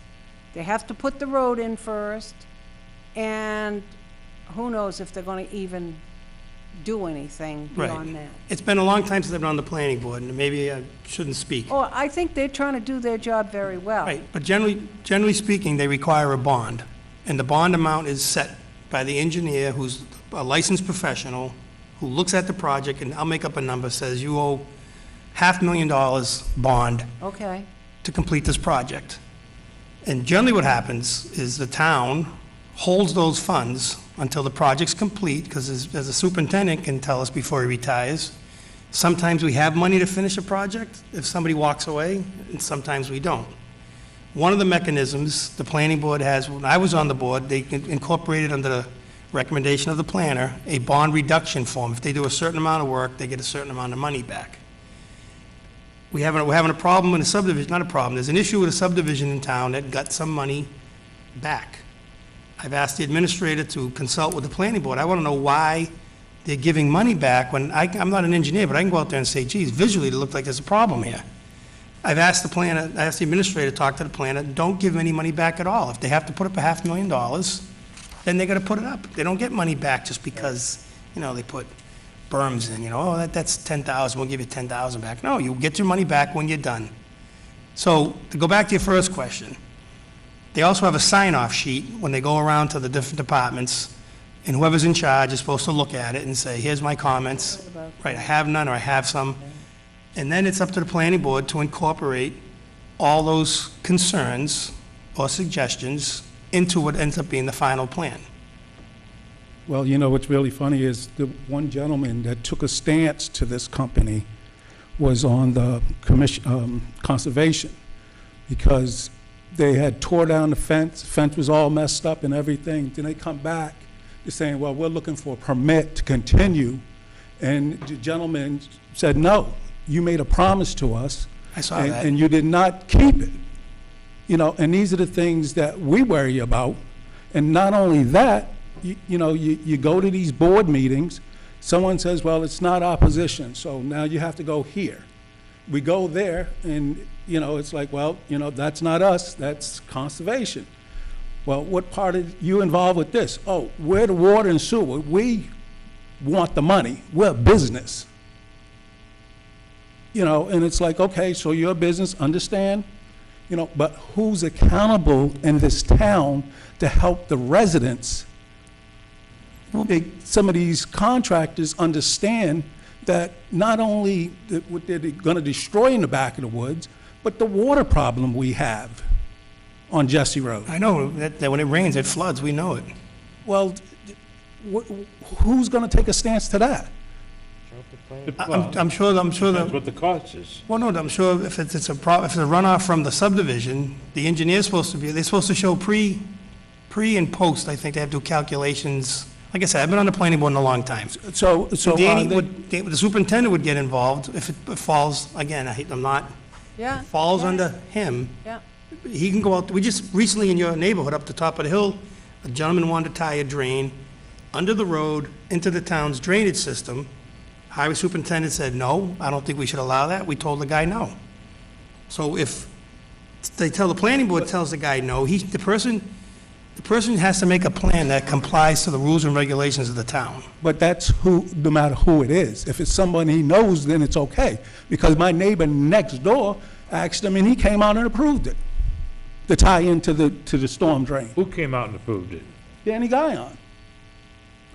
This is the very same thing that he said? No, I'm saying, he said someone approached the superintendent to tie into... It was at a meeting. No, the person came to the meeting. We asked Danny to go look at it on our behalf. And he said no. Right. Right. But the house right next door to me, 5 years ago, when I went out and says, what are you doing? Then Danny showed up in his truck and said, it's okay, Michael. I told him he can tie into it. So it's not a matter of what you get permission from, it's who you know. Well, not I disagree because... hold on. You can disagree all you want. That's a dangerous assumption. No, I'm telling you. No, I'm telling you what I saw. You're not telling me anything, pal. I'm telling you, my name is Mr. 5 Du Bois. years in between, Michael. What you said was okay then 5 years ago, and now. Did you ever bother to ask Danny, why was it okay 5 years ago, but yes, not now? Yes, I did. And but he approved it. No, the answer, why it was okay then 5 years ago, but not now. I made a statement saying that 5 years ago, it was okay. Right. That's my statement, okay? I think what he's saying is that things Things can change. Things change. Well, I don't know. Well, I don't even know that answer. I don't either, because I don't recall, and I don't want to go, I'm not going to go back 5 years. I'm just talking about the incident just happened like a month, not even a month ago. Superintendent determined it wasn't in the best interest of the town, and again, I speak only for myself, but my board members are usually pretty united. We don't go against our department heads. I know that. Pretty much. If they say... I've experienced that right, already, Mr. If they say Sullivan. that it's not good for the town, whether it's the building inspector, electrical inspector, Mr. Guyon, how many times have we asked the police chief and fire chief to look at something? If they come up and say no, we say, that's it, we're not doing it, period. You're more patient, I don't. Michael, than I would have been. If I had known that one was okay 5 years ago and not okay now, I damn well want to know why was it okay 5 years ago and not now. And I continue pursuing it until I got an answer, but you've been more patient than I would have been. Mr. Joseph, I've been patient with this board for several years, okay? For several years. And when I mention something to this board, it goes unheard. It absolutely goes unheard. You know what, I'm not, listen, And I'm not going to go back and forth with this, but I know for a fact. Well, I'm not going to allow the back and forth, but I'm just going to state, every time you've come before the board, when I've been on it, your concerns have been taken at face value. We've looked into issues that may or may not, brought up even by you, and I think this board has tried to address issues that you may have brought up, that somebody else may have brought up. We're going to try to help Mrs. DiDonato right now. I've been here since 2001, I think, or two, on the planning board. I have never not heard what someone has said. I have never not heard what someone has said. You know, and I've said it before, you know, this isn't like a me, Pat. I'll lose a vote 4-1. I'll lose a vote 3-2. I'll get up at town meeting and I'll speak out against people that I consider friends if I don't think it's right. And you know, I'm not, like I always say, I'm not the guy you want balancing your checkbook, but I'll tell you what, I'm not gonna take a vote I don't believe in. So, I'd like to ask a question. I think we need to move on here. You've had a long night. I'll let Mike ask again afterwards. What responsibility, if any, does the selectman have to a project such as the one I'm describing? For approval, disapproval, is there any input on the selectmen's? yes, we had, sorry, John, we had the same right as every other board to bring forward our concerns, no matter what the concern was. And myself personally, I spoke to, my son used to be on the planning board. He recently resigned because he moved out of town. I spoke to my son. Another member of the planning board approached me with some questions. I spoke to your former chairman of the planning board, and I gave him my concerns, and it goes back to what you were talking about, where they filled in that lot on Alton Drive. The gentleman next door is a fellow employee of mine. I talk to him all the time. I said to planning board, how can you, same thing that Mr. Slingo said the other night, how can you guys I know it's a separate issue per se, how can you let them move forward when they violated the wetlands, and the first time they didn't have the courtesy to come to the Conservation Commission's meeting to address the concerns when they first were brought up. I also said I wouldn't have granted the waivers they wanted. Here we go. My friends, town officials, I understand their concerns on road width, and it's a hardship. A waiver is supposed to be a hardship, not a help for the developer. He got extra lots because of that. And I heard at the meeting, sidewalks. Sidewalks to where? Sidewalks to nowhere. They're gonna put a sidewalk on Jesse Road that terminates nowhere. And they thought that was a win. Before the end of Jesse Road Correct. to Mason. And hopefully I'm not upsetting the planning board, because I spoke to most of their members, and I said, how is that a win for the town? That is not a win. What happens to our schools if they do build Well, 17 that's homes? why, circle back to your question. The ultimate responsibility on the construction of the plan, the approval of the plan, is planning board. The ultimate acceptance of the road goes to town meeting with either a positive or negative recommendation by us, the superintendent at the time, whether it's Danny, it won't be Danny, obviously, whether it's Vinnie or somebody else, and town meeting can still turn it down, even with a positive recommendation. Now it becomes a private road. When the developer is done, when he has his Form H signed that says he did everything he's supposed to do, he gets his monies back, and if the road doesn't get accepted and there's no kind of covenant written into those people's deeds, they're on their own if it snows. They're on their own if the road breaks. We're going through it now. We have subdivisions in town. That's what I understand. You're They going come to through it us. on a number of, but why aren't those contractors held accountable? Well, remember that when you buy a home from a developer, that there is a contract between you and the developer, and implied in that is that you will do certain things to comply with the developer's request or needs, and that the developer will do the same. And we have told people on several occasions, you have a right to engage an attorney individually or collectively and sue that developer for what he, she, or they are not doing. That's either outright said or implied in your contract with them when you bought the house on that particular development. All right, let me say this, Michael, before I forget it. 42 Airport Road, brick house, top of the hill. Come see me, Paul, I know where you live. because I'd like to talk to you about the statement you made about this board and your patience with it. I would like to talk with you. You know, Ginny, too, don't let John speak, sorry, I cut him That's an off. honest offer. What has also happened in the past is a developer, I'll put a mythical percentage on it, has done 95% of the work. He's got no more house lots to sell, he's made his money, he's tied into the water if necessary, he's paid his fees to the town, his bond has been reduced to such a small amount. They bankrupt their LLC. So say it's Yeah. Ginny and Sully LLC. They bankrupt their LLC. End And then of story. 6 months later, they have Sully and Ginny LLC. It's a different LLC, but we can't, the town can't deny a permit or can't deny a person's right under circumstances like that. And that has happened. We've had people walk away, and then Danny's been doing it a lot longer than all of us. Is that Well, reduction, is that a bylaw?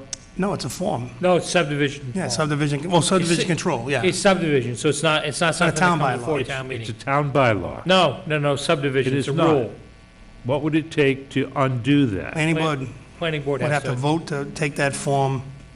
Can we ask them to We have. consider that? Yeah, I've had conversations And with they them. haven't done it? No. That's what we sent to Backlash, send a nice letter. That was what, the gist of it, wasn't it? Yes.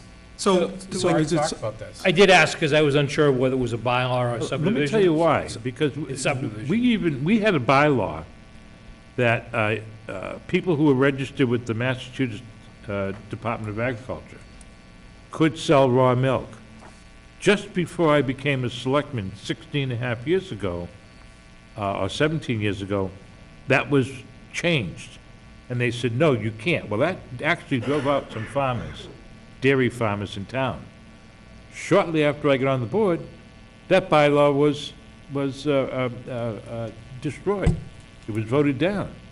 So that you can sell, if you're certified, you can sell raw milk in this town, and it's a town choice. So why can't they do the same thing if it's led to so many problems? I've had I love asking extensive problems questions with the nobody can planner about answer. this. It means we gotta Takes research the it. planning board to put it on their agenda and vote to go in a different direction.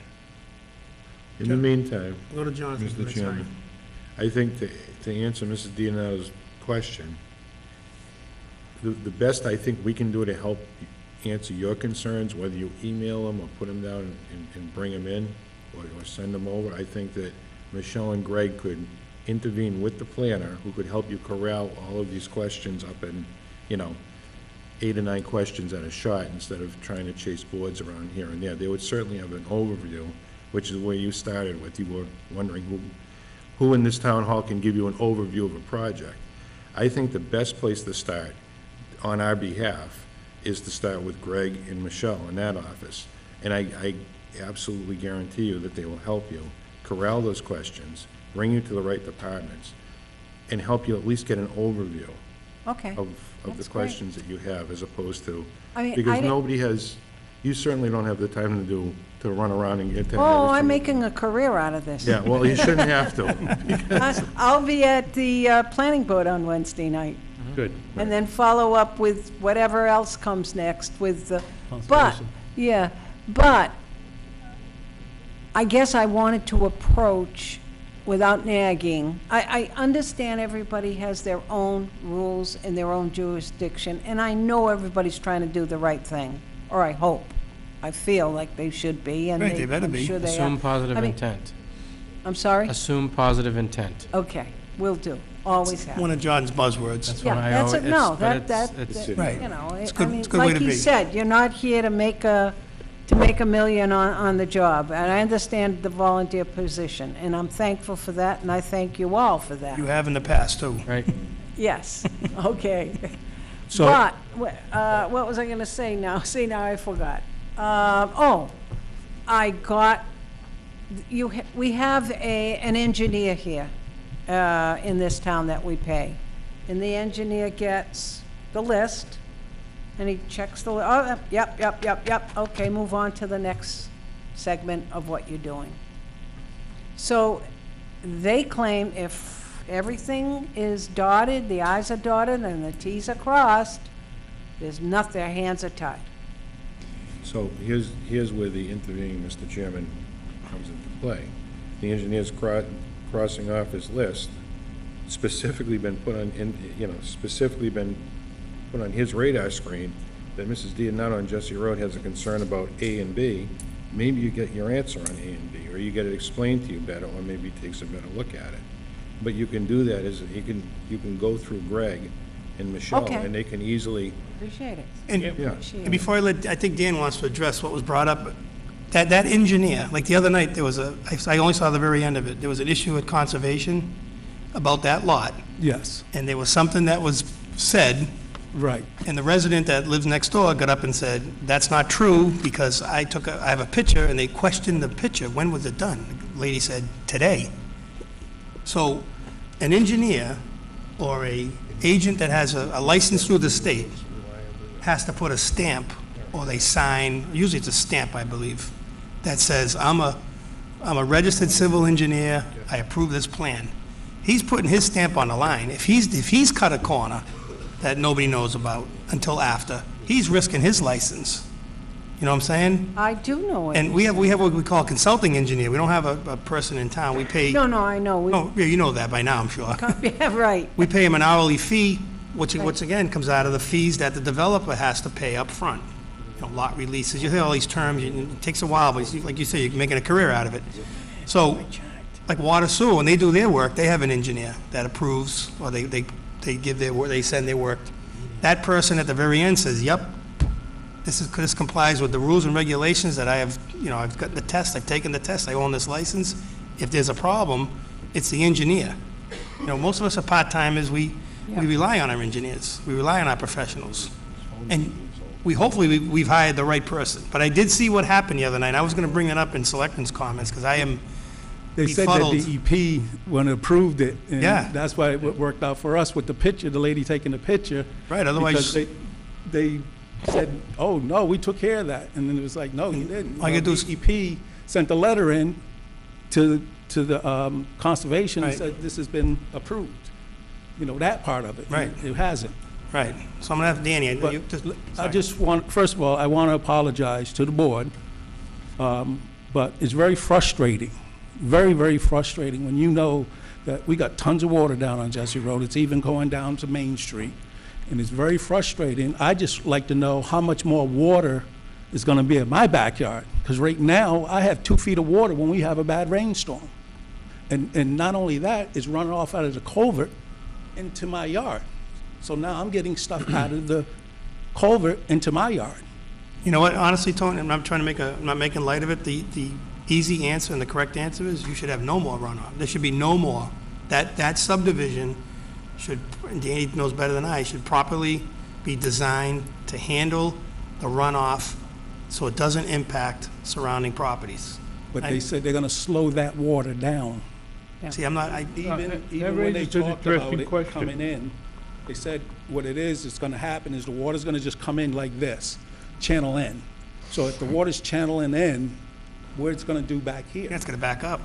And that's the whole point that I'm trying to make here. Right, but in that plan, and like I said, I'm getting way off the beaten path. Addressed to them. But in that plan, that person provides for the town, and Danny knows better, that's supposed to be in that plan, right? The drainage, the structures, what they're using, how they're controlling runoff. And again, passing the buck, sorry, that goes to the engineer to review their engineer, because that guy put his stamp on it, that designed it. And it damn well better work. Yeah, no, their engineer's attitude is such that anything on the other side of Jesse Road has nothing to do with That's them. not true. That's not true at all. That is clearly his attitude. That's not supposed to be true. Michael, let me ask you a question. Do you know, did you ever ask the question, because if you didn't, I want to ask it right now. When the planning board approves plans for water runoff, like when we converted this from the school to what it is now, we had to plan for, you remember, Stephen, 100-year storm. Do you know if there's any plan that exists that causes your land to be flooded? And if so, is it a 10-year flood or a 100-year flood? Well, Paul, been here 25 years, and my water, when I first bought my home, I used to get about 6 inches of water in my backyard. Then when they put the middle school up there, and then when they put further up, the development up the hill, now it's 2 feet of water in my backyard. The retaining pond they put up behind the Spall's home, that catches nothing. Absolutely catches nothing. I've been up there in a rainstorm, and you can walk down through there, and you better have at least hip boots on, because if you're walking back up those woods after Jesse Road when the rain is going down, it's flooded.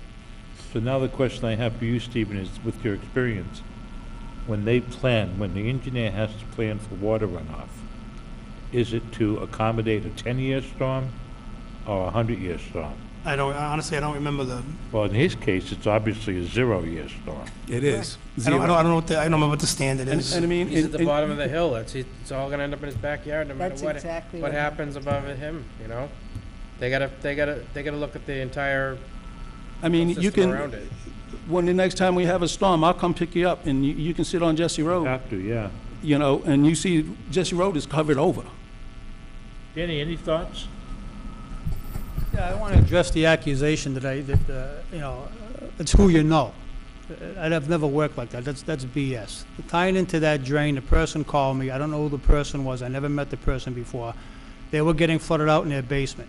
They asked if they could tie into the drain because the groundwater right next to Mr. Du Bois's house was always wet, and the water would leach into his yard.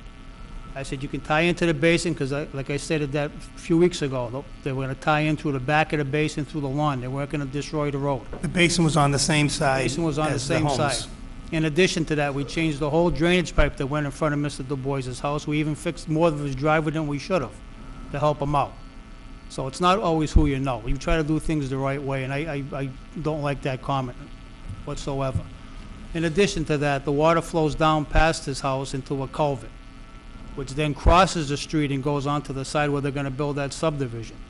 I told the town planner, I didn't like the way the drainage system for that new road was gonna be. They only had 2 basins. I said, and there's a saddle in that road in the middle. That's where the 2 basins were gonna be. I said, you need more basins than that. I says, but I don't know what the lay of the land is in that swamp. That swamp keeps getting overgrown with growth every year, and it impedes the flow of water. And I've seen Jesse Road, as you recall, I mentioned, that road gets flooded. Right, I've been out with you before. We've taken rides during storms. Is there a place for outflow from that developing swamp? It all goes down through that swamp, and then it goes through the fire department yard. Down to West and then Main. crosses Main Street down into the back of Marty's. Goes Potash Brook all the way, right, all the way. That's through. right. That gets all held back with vegetation year after year. Would it be appropriate, one Mr. second. Chairman, for us to ask a question? Yeah, but I'm gonna ask Greg, as Ginny and Mr. Dubois come up with some questions, can you get in writing a response? I know they have a continuation of the public hearing Wednesday. That's what you're talking about, Planning right? board is Continue. Wednesday, yes. Can we find out if Danny's concerns, the highway superintendent's concerns on the drainage was ever addressed? Because as a board, we have the right to make our comments. The highway commissioners, Right, absolutely. and if I'm not gonna be able to attend, I have no comment. That was my question. okay, if Danny's comments, or the highway superintendents have not been addressed, the planning board is respectfully, the Board of Selectmen is respectfully asking the planning board not to grant any approval, not that they're gonna do it Wednesday. We're asking them as highway commissioners not to grant any approval for the Jesse Road, I'm paraphrasing the name, Jesse Road subdivision, until, at a minimum, the concerns of the highway superintendent are met for our peace of mind. I agree 100%, Mr. Chairman. And whether that has to go to the planning board first, but it has to go to Jeff Walsh. So somebody has to get that message across, that if the superintendent has an issue, that means the board has an issue. I'll do it. Well, something Danny just said it's very scary. We should all think about it. If they start cutting all that stuff back, that water's gonna get even faster. It's gonna go, nothing to I'd be stop it. curious to know what waivers have been granted, either by conservation or Well, planning board. we asked that question too, and Yes. Don provided the town planner provided an email, but I don't think he provided all the answers. And you know what, Greg? In my opinion, you're the chair, you make your own decision. You could even make it for the board, Stephen. If they don't respond to us, put them on the agenda for a meeting and indicate we want the chairman, at a minimum, to be in front of us at the next meeting.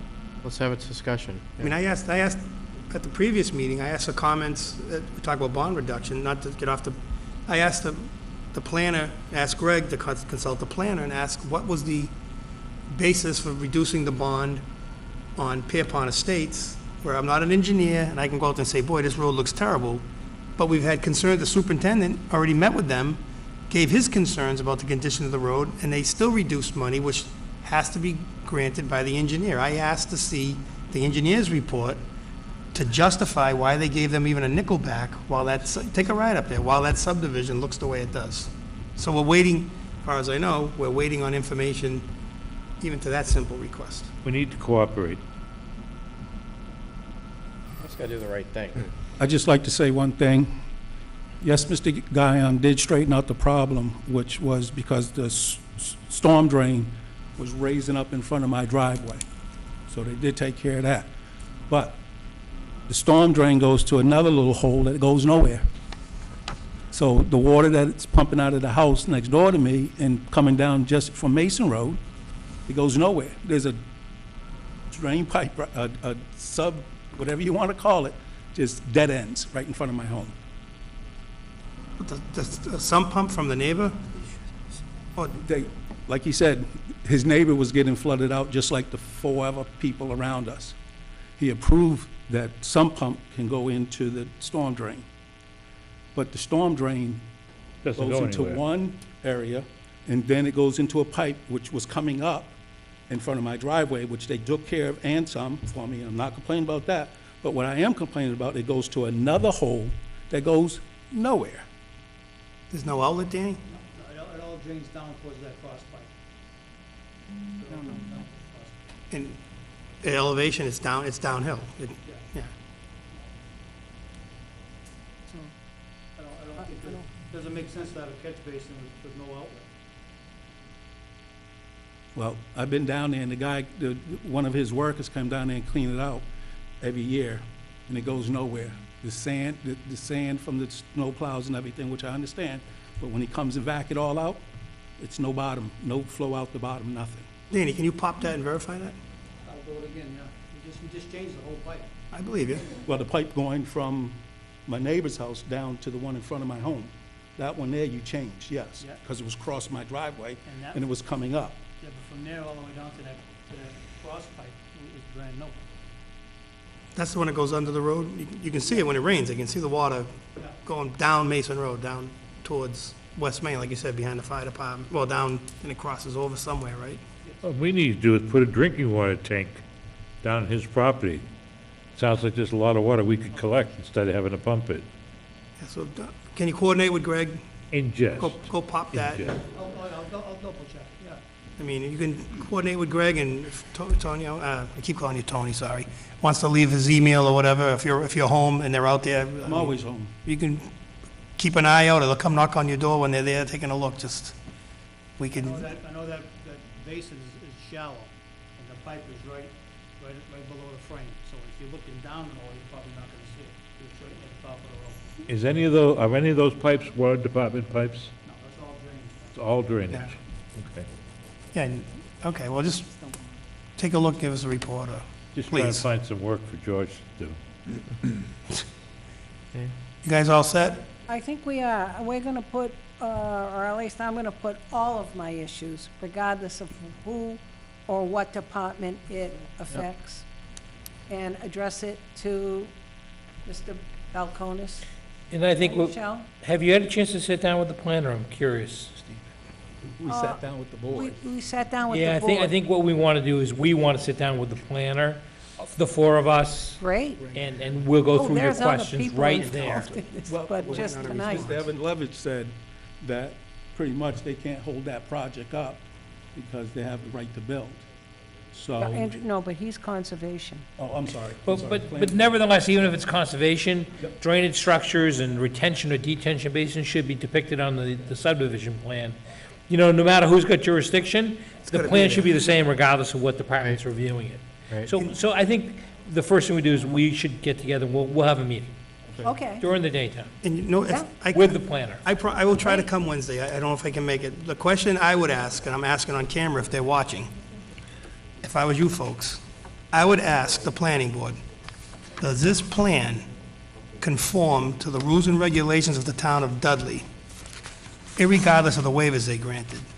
If the answer is yes, then they absolutely have the right to build. If the answer is no, they should be justifying the waivers. Like I said, if it's 12 feet and their answer is going to be the highway superintendent asked for 24 feet, I mean, that'll be their answer. If it's no island in the cul-de-sac, Well, they have 24 feet because of the plows. right, but I'm just saying, if it doesn't comply to the rules and regulations of the town, there has to be a reason why. And why was the waiver granted? So the answer would be superintendent asked it. Why is there no island? Fire chief asked it.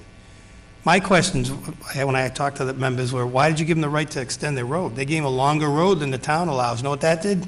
Gave him more houses. Gave the guy more money. Same thing with a bigger turn cul-de-sac at the end of the Yeah, road. different That radius. creates more frontage and more lots. There should be a Right. standard that they have, that, you know, is so many feet, because someone could come in and say, we'll put an 80-foot cul-de-sac in, next thing you know, get 80 feet of road frontage that's there, however many feet of frontage, it wouldn't exist otherwise. Right, and that's the thing, if they're giving them waivers from their regulations, they should be justified, they should be hardship waivers, they shouldn't be, the length of the road, I'm not trying to step on their toes, and we're talking a lot.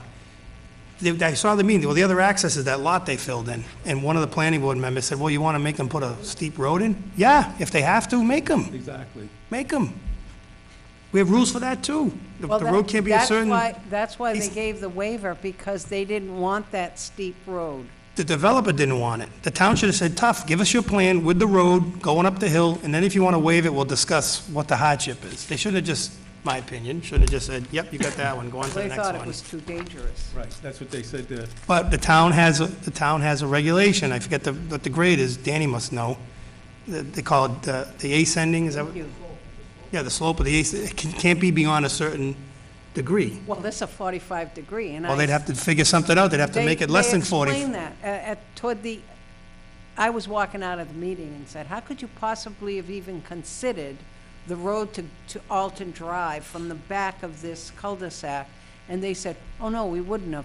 We would have forced them to back and fill. I think that was the terminology. Right. Back and fill, which would have meant that it would have, and I don't know how that would have ended up You know what less it- steep. But instead, they built a house. Yeah. Where they was proposing to put the road. Right, what they had to have done is create the access. They would have had to make an access that complied to the regs, once again, back to the engineer. He would say, yep, you can do it, but no, you can't. If it was physically impossible not to do it, they couldn't have done it. So, I see Mr. Dubois nodding, he obviously agrees. They gave him a road length, and that gave them the right to have more houses, more money. Well, And- this plan was originally for, they said 21 houses. Yeah, and you get a sidewalk to nowhere. Sidewalk, that's what I'm thinking. That's what I'm saying it. Thank you for being so patient and for giving up your place till we could Well, finish you up the know, veteran stuff. how could I interrupt that? I mean, really, but it didn't seem appropriate for me to jump in, so I'm glad we Well, we came at usually, the end. we usually set the agenda by the way people come in. We don't put anybody first, last, because we like them, you know, we just, No. if you guys ask first, you were in the comments, that's how we just run it, so thank you for No, stepping. I see that, I just didn't feel comfortable No, doing you're very that. nice like that. Thank you. Anybody Okay. have any questions for these folks? Thank you very much. Thank Thanks you. for the Thank you. suggestion, thanks for your outlook. Thank I even you. bothered the chief Listen, about the traffic. yeah, And what it's like coming down Dudley Hill. I mean, Jesse Road. Coming down, boom, oh, wait, you got cars coming, oh, please. And that's what they were saying, they was gonna take a traffic survey, Yeah, and we heard nothing more about that. well, I haven't been on the planning board in a long time, but if the subdivision control bylaws require a traffic study, the planning board should be, the planning board Required. said you need to do a traffic study. and if they didn't do it, which I don't know, I don't Get know. approved. They shouldn't get a- Telling them they have to do it now, and, Okay, you know, if they don't another do thing they it, have to do. And I think I think the chairman is going to ask for more things of them. They should. Because of our objections, but, Good, good. you know, Well, I Not didn't complicated. Good. understand what you wanted, what were you gonna ask? Why were the waivers given? yeah, why were they granted? What was the basis of the waiver? Well, Just because? because you need 75 feet or X number of feet from the wetlands? That's conservation, but yeah, Well, So- that's why waivers were given. Well- Those are some waivers. Oh, well, we only want 65 feet. Oh, you got a waiver. see, it goes back to in the beginning, a waiver should be a hardship. If that was one of their waivers, all you did was make it possible for them to build not complying to that's a Wetlands Act, that's probably not even a town rule. You gave them the right to build something that otherwise they couldn't do. Or maybe they'd have to build houses on one side of a road and they'd only get 10, you know what I And you mean? took 10 feet away from somebody's backyard. No, they took it, no, they took, well, yeah, but they took 10 feet away from the wetlands, because you can't be running into the wetlands. So, you know what I'm saying? You gave them the right to make more money. Exactly. We'll That's not, that to me is not a hardship. If you can't comply with delineated wetlands, that's not a hardship. That's why no one's ever built there before.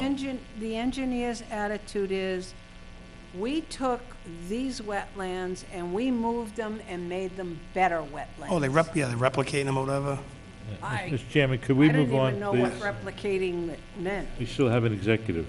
Thank Right. you, but we gotta go. Thank you, Mr. Dianato. Thank you, Mr. Yeah, DuBois. get those Thank you questions, very much please. For the board, thanks for listening. Mr. DuBois, you have my number. We've talked several times on things. You know you can still do that. Okay, thank you. Thanks. They know who you are. Ginny, it's still nice. Oh, I can you find know. you on the first tee, right, once in a while?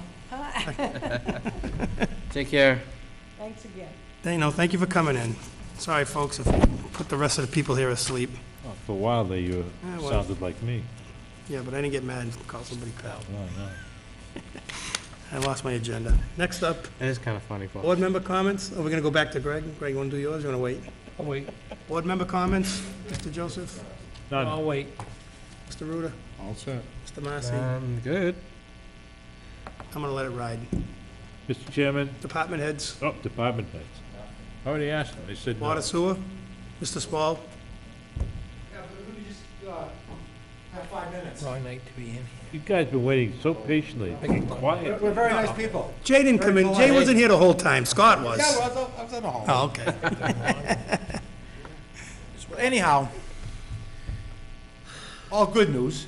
I just want to inform you of a couple of things going on. Back in 2014, we were notified by the DEP about an inflow and infiltration issue that has to be resolved statewide. So we have implemented a plan. We're dealing with Ty and Bond, the engineering firm, and they were here in town this spring putting out meters in certain manholes throughout the town, and we have the town broken down into 8 sectors to see what we have for, daytime, weekend, and thank God we had rainstorms at that particular area, so you can monitor the flow. So right now, I know we have 2 articles for the fall town meeting asking for money from the stabilization fund, retained earnings, to implement a spring 2019 job and a fall 2019 job, and those will be like smoke testing, camera work to find out where this water is coming from. And by the time 2020 rolls around, I'm quite sure we'll be back here speaking with the town treasurer, et cetera, looking like for a long-term bond or something like that idea to implement this plan of how you're going to tighten up the system to eliminate the inflow and infiltration. And that's on your sewer side or your water side? Sewer side. Right. So smoke test would be, To a manhole to see, in other words, like if a sump pump in a house is connected. Right. Things of that nature, or leaks. right. And we've broken it down to the 8 zones, and we know the 2 culprits right now, Zone 1 and Zone 8, are 2 different parts of the town that need to be addressed first. That's where the largest amount of infiltration is coming. One is at the top of Dudley Hill, up near P&A and up in that area, and over towards the golf course, and the other area is down around here. Down around here. Daniel Street, you said. Those are right? some of the oldest parts of town with the old clay pipe, Right. et So cetera, et you- cetera. you're pretty sure you know what the issue is there. You know, it's beyond our control, you know, and the DEP comes down and tells you what to do, we had to meet the deadlines, and we are using tie and bond because the town of Webster's using tie and bond, and we share the treatment plant, Right. ownership-wise. And we own, what, 17 or something? 17%, I believe. Now, that was good news? Well, just letting you know it's coming up. That's not good news. And the other news topic on the water end coming up is, George can fill us in. I know the DEP has given you a time frame where the 2 storage tanks will have to be drained and cleaned. Couldn't clean it a couple weeks ago when it was empty? When nature took care of it for you, you couldn't put 2, 3 guys in there? That wasn't nature. Yeah, George is dealing with the company that built the Gravity. tank up on Route 31, and we're in good hands there, and they will be putting in prices together, and the issues that will be required by DEP, what has to be done to drain, clean, chlorinate, sanitize the 2 storage tanks. Mr. Chairman, how often do we have to do that, did they say? We have videotaped the tanks. We have videos of a scuba diver going into both of those tanks in the past. And, you know, Every few years, we're required to have a inspection of the tanks. They actually send divers in the tanks, and they have a nice little setup with a van, and they can see the camera, and he has the camera on his helmet. He goes around the whole tank. We found no bodies or anything like that in there, so we've been lucky so far. But he sees our tanks as they're in pretty good shape, considering the one on Bates Road is very old. But now when DEP views these reports, they now tell us, and this is not all the time, it's every 10 years or 15 years or so, when they feel it's time to go in and actually drain them down, pressure wash them, sometimes coat them with a special type of epoxy paint, or they have a new formula out there, something quick drying. And they will accomplish all this either through the manufacturer of the tank or an outside contractor that does this kind of work. It's kind of tedious procedure to try to find people that do this kind of work because there's not many out there that do it. But I'm going to be meeting a guy next week, matter of fact, to go on our standpipe, who's the builder of the tank, and he's going to be checking it for any deficiencies, even warranty coverages, and they do this kind of work, so chances are he'd be the one to do it. Okay, cool. So that's good. Thanks. Just quickly, we're going to be doing our hydrant flushing program in October, so if you guys see water running down the street, don't panic. There might be a hydrant attached to that. We'll get calls. Yeah, we'll put out enough warnings. Put on Twitter, put out on Twitter. Yeah. The And like I website. said, if anybody has a problem with brown water, usually run it for a while, it should clear. If not, give us a call. We'll come in and maybe pop the meter and see if there's anything else that got caught up in there, anything like that. But we're going to be doing our season of buttoning up. Leak detection's coming up too. He does that towards the end of October.